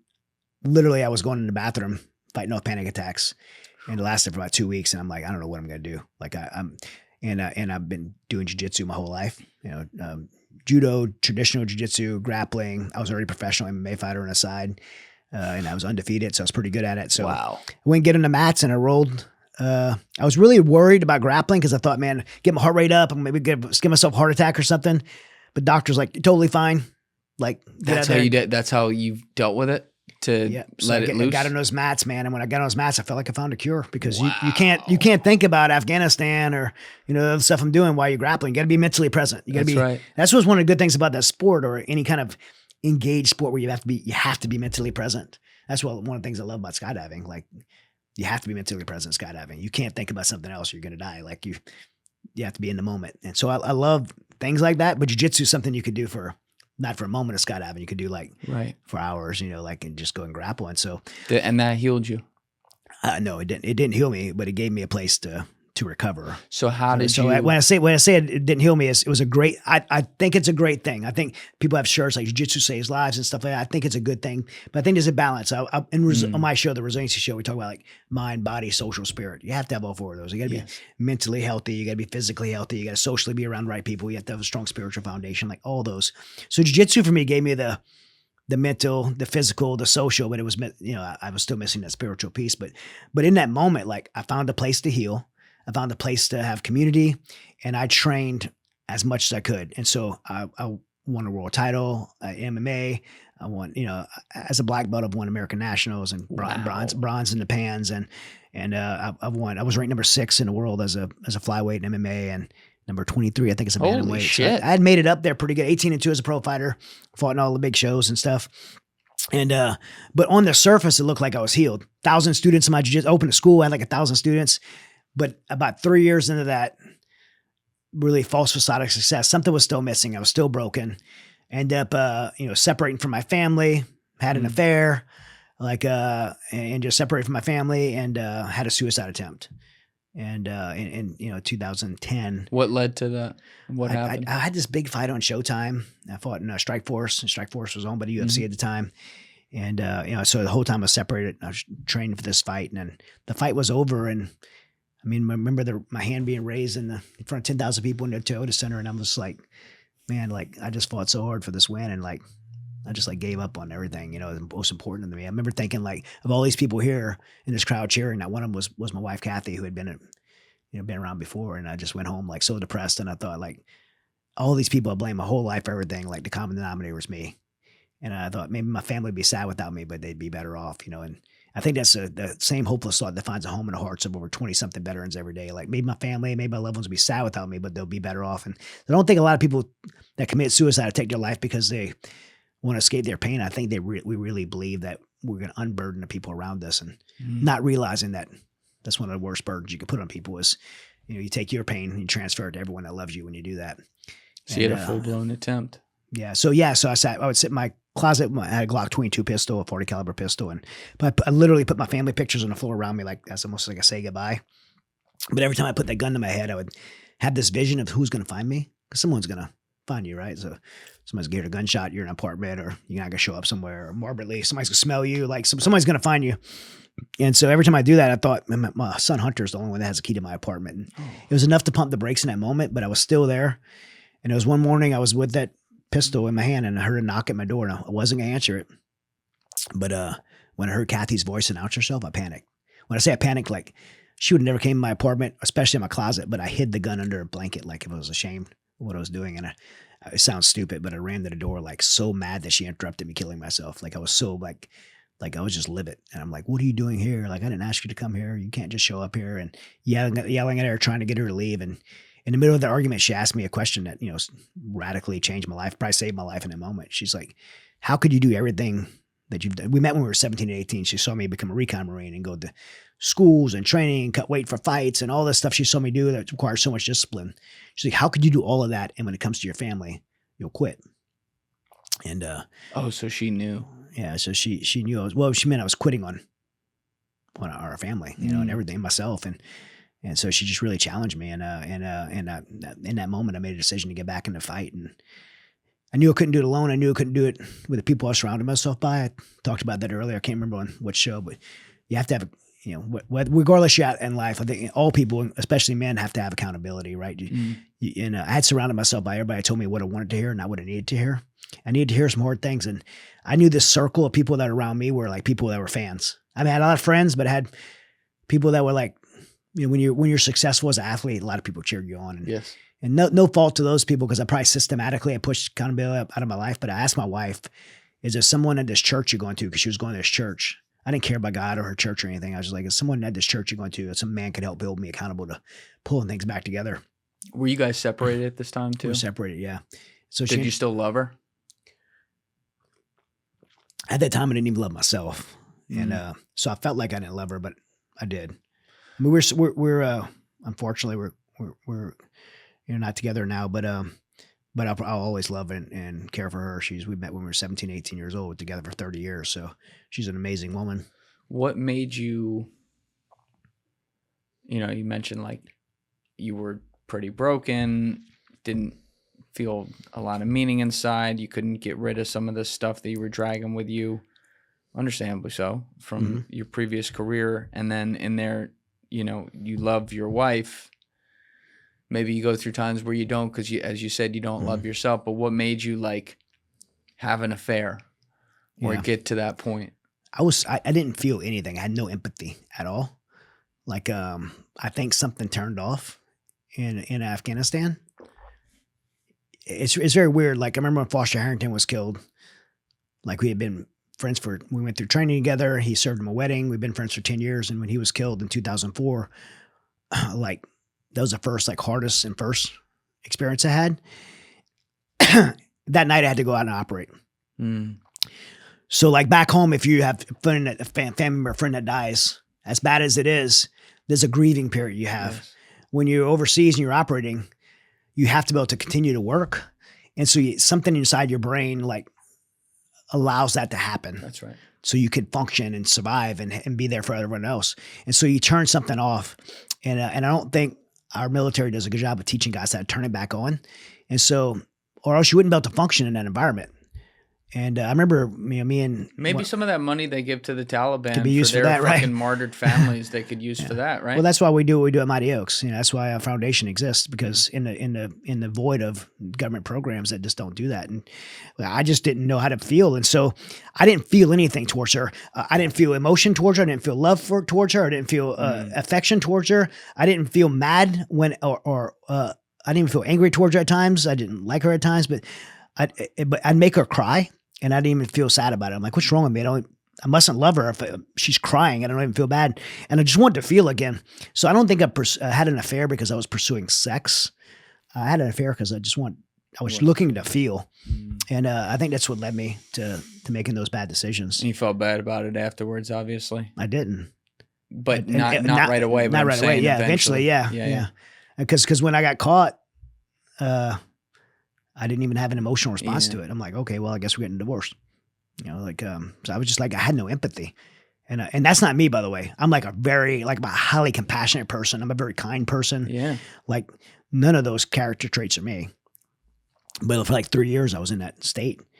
And Yeah, no, it's interesting to hear you say that, because then at some point, like, your wife obviously still cared enough about you to tell you the thing that was the most important thing that was true that no one wanted to tell you. Mhm. And it starts the journey of you getting back on the path. And I understand, obviously, she's pissed at you Yeah. for doing what you did. No problem with that whatsoever. But like, now you're like, you'll always love her and everything like that. But because of that time period where you're going through this and make some poor decisions for sure, you know, you lose your marriage. And it's like, it's a strange thing for me to think about because I haven't been married, but like how you can do everything that's mostly right, or, you know, have everything right, and then go through a time where something happens and it just kills it. And then even if you want to undead it, on the other side, and even if both of you want to do it, you don't, because there's still this thing. Yeah, because we tried for years, and I mean, we started Mighty Oaks Foundation together. We started some great things together. But she tried for years, and I'll always give her credit for trying. And she once she saved my life. She rescued me. She helped me build Mighty Oaks, and she really revealed a lot of things to me. She tried for years, but for her, she just could never get past some of these things. And you understand that. I understand that. Yeah, I mean, look, there's. Sin has consequences, and just because you confess those sins and make them right doesn't mean the consequences aren't still there. Right. I think I told you earlier, I'm good friends with Phil Robertson and the Robertson family. Duck Dynasty, yeah. Sat down across the table just like this, actually with table just like this, and shared my story with him. He had heard my story many times, but he's not a very quiet guy. He always likes to interact, but he was, Jace after was telling Jace's son, a good friend of mine was saying, Jason Jay, we're saying, Phil's never that quiet. He just listened to me the whole time because his movie was coming out and he was having to face his past in the movie The Blind. And and later that day, he pulled me aside and told me, he goes, I appreciate what you did with your life. But he's like, you could always leave sin, but sin the consequence of sin will never leave you. I didn't really understand that at the time. I think he was talking about himself, like, and me, the consequence of sin. And I didn't get that until I went through this with my wife at the end of our relationship, was that the consequences are still there. You could change your behaviors. You could have redemption. You could have forgiveness even. The consequences are still there. And that's an important lesson for me and for everyone that I have an ability to speak to, especially working we do at Mighty Oaks. Like, you can make things right, but the consequences are sometimes still there. And I'm having to deal with that now. And, but are you happy now? You feel like your life's in a good place? I feel like my life's in a good place. I mean, I'm hurt. I have an amazing family that I lost, through this. Was married for 30 years and have 4 kids. I have 3 adult kids, 29, 28, 25. And I have a 3-year-old that, my wife and I chose to, I hate to use the word adopt, but she was a family member that we came in at birth. And wait, Kathy and you? Yeah. So when you were still married? Yeah. It was our kind of last thing we did together, and we brought Summer in, and she's 3 years old now, and she's I was naive enough to think we were blessing her, and it was the other way around. She's been the biggest blessing to me, and I have 6 grandkids. What was she to you again? She was a niece. Yeah. So you had to adopted our niece at birth, and and I have 6 grandkids. Oh, that's awesome. So yeah, so it sucks to lose that, and we did so many great things together. One of the things that I quickly passed over was, in that redemption process was this guy, Steve Toth, who's running against Crenshaw, by the way. Mm-hmm. And he was, I sat down across from Steve, and he was an elder and called to the church when I asked Kathy to help me. And he showed up, met me at a Starbucks coffee shop, and I had this perfect plan of how I was going to fix my life. And I wanted him to show it to Kathy, and I was like super impressed with it. It was like a military operational order. And I slid it over to him, and he didn't read it. And he slid it back over to me and told me, remember, he tapped on the paper, and he said, if this plan does have anything to do with God, I'm not going to let you waste my time. I'm not going to let you waste mine. And had you ever been a religious guy at all? I grew up to like 4th grade Catholic, and my dad left. I ended up, my mom went to church or anything like that. And then when my brother died, this family took me to their church. It was like some kind of, I think it was Assembly of God church. And I went to this altar call, and I was like really moved by it and felt like God was just talking to me. And so that kind of really inspired me, but I never had any follow up. And then when Kathy and I got married, we were like, hey, we should probably go to a church together and raise our kids that way. And I always went to church with Kathy, and I would have said I was a Christian, but I never lived it out and really understood it. And when I went to Afghanistan, I became very either mad at, like, because of things I was exposed to, I was either like agnostic or mad at God. I mean, I didn't know which one. But you believe. But yeah, if I was agnostic, yeah. But one of those, you believe something's there, right? Yeah. And even if you hate God, you still believe. That's right. I mean, by the way, the demons and the devil believe God more than us, more than we do. And but I still believe something was there. But when Steve told me that, right, this plan doesn't mean you do a relationship with God. I'm not gonna help you. I'm not gonna help waste your time. I'm not gonna let you waste mine. What I had recognized in my life at that point is that everything I had tried before didn't work. I had been through medication, counseling, had professional success in rebounding, financial success, was making good money. All those things, some of those things are good, some of those things are bad, but none of those things changed my situation. So it was kind of one of those moments like, what do I have to lose? So I surrendered my life to Christ through a leadership of Him. But I'm a skeptic. You're a skeptic. I'm a skeptic of everything. What do you mean? I don't just trust things on face value. To this day, so you're a skeptic of what you surrendered yourself to? I'm a skeptic of everything that I make. If I'm exposed to something, I'm gonna make a life decision. I want to know why I made the decision. I want to So for me, like, I made this decision. There's a lot of value in it, but I really want to understand why. Like, I made this decision. I want to understand what it is. So I went into the study of apologetics, and that investigation of that really solidified my faith beyond a decision to a true belief and a true faith. And by really just studying the gospel and the history of the gospel and really understanding it. So my faith became very strong. You saw the evidence of it. I saw the evidence of it. And I wanted to for myself. If I'm going to commit my life to this, it's a pretty big decision, by the way, to commit your life to faith, because it's not just what you live out. It's not a 9 to 5. It's like 24/7. Everything, every decision you make should be, if you're a person of faith, every decision you make should be through the filter of that lens and that purview and that belief. And so that's a big decision. So you should, to me, if anybody's going to, and I challenge people with that because I know where you're going to land, right? If you pursue truth, you're always going to land at Jesus, because Jesus is truth. And so I just challenge people like, man, if you're a skeptic, then dig in. That's what I did. But what I discovered at the end of that first year of Steve, like, not just leading me into decision, but discipling me and mentoring me for a year, it was pretty profound for me, is that all these things that happened to me, as bad as those things were, my childhood, Afghanistan, I didn't end up in that situation with a pistol to my head because of those things that happened to me. I ended up there because of choices that I made in response to those things. And I never lost the ability to make good choices. I was just making bad ones because I didn't have a blueprint ever in my life. No one had ever given me a blueprint to make good choices. And people say life doesn't come from a handbook. I disagree now. I think it does. We just don't read it. It's the Bible. And what I discovered from that was, like, every problem I had in my life and every problem I will have in my life, the Bible had an answer to. And so what I learned to do was pause in my problems and pause in my hardships and my emotional responses and seek the response that I should live out. And I became very intentional and deliberate about that as a process in my life. And through that, I found restoration, I found hope, and ultimately I found purpose. And that purpose for me, like, really ended up in a deep burden on my heart to pay it forward to others. And that's why, like, today, that's why I started Mighty Oaks Foundation and have the podcast and do all the things I do, because I just really feel God burdened my heart to pay those lessons that I learned through my life, that resilient kind of lesson forward. And man, like, I know you follow, like, I know you're just kind of getting introduced to Mighty Oaks Foundation, but we've served over 500,000 warriors through resiliency programs. We've had 7,000 core graduates. We do like $8 million a year in free programming. And then all the humanitarian efforts. I mean, the last 10 years, I've raised like $100 million in, like, both veterans care and humanitarian efforts. All because Kathy's challenge, like, you willing to quit, or you going to get back up, get off your butt and get in a fight again, That's so cool, man. And so I'm always take a low moment and turn it into something beautiful like that. Yeah. It's, I think we all could do that though, right? Yes. That's all of us could do that. We could choose to, stay there and literally stay there and die, or get up and move forward. And, damn right. And not just for ourselves, but for the world around us. And that's what we're called to do. And so, yeah, so my faith has been, so you talk about that resiliency, like those pillars of mind, body, social, spirit. Like, at the one point, the jiu-jitsu did the first 3 in redemption, but I was still missing that one piece, that faith, and my surrendering to a relationship with Jesus, and then understanding what that was and how to live that out. That brought it all together to me, and that's where I'm kind of at right now. And man, I couldn't be more blessed in my life. Like I said, it's unfortunate what's happened with my family, but I couldn't be more blessed in my life to get to do the work I do and impact the people that I get to work with, the people I work with. It's a pretty incredible life. Well, that's awesome, man. And Chad, I have a lot more questions.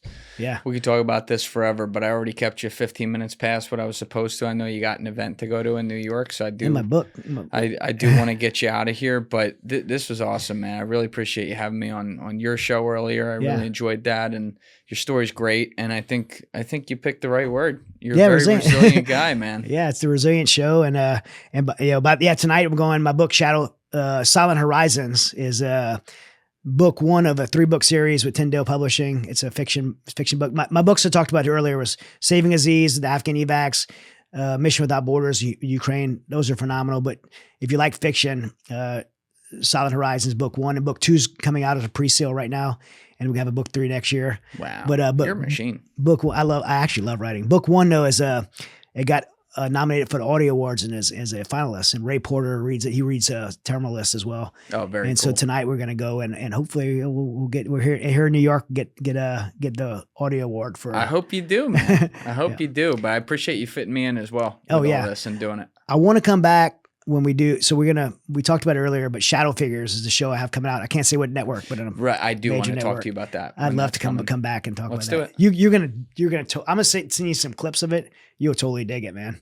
I'll bet I will. I heard the concept, so I know I'm going to like it. But Chad, thank you so much, man. Thank you, brother. This was a pleasure.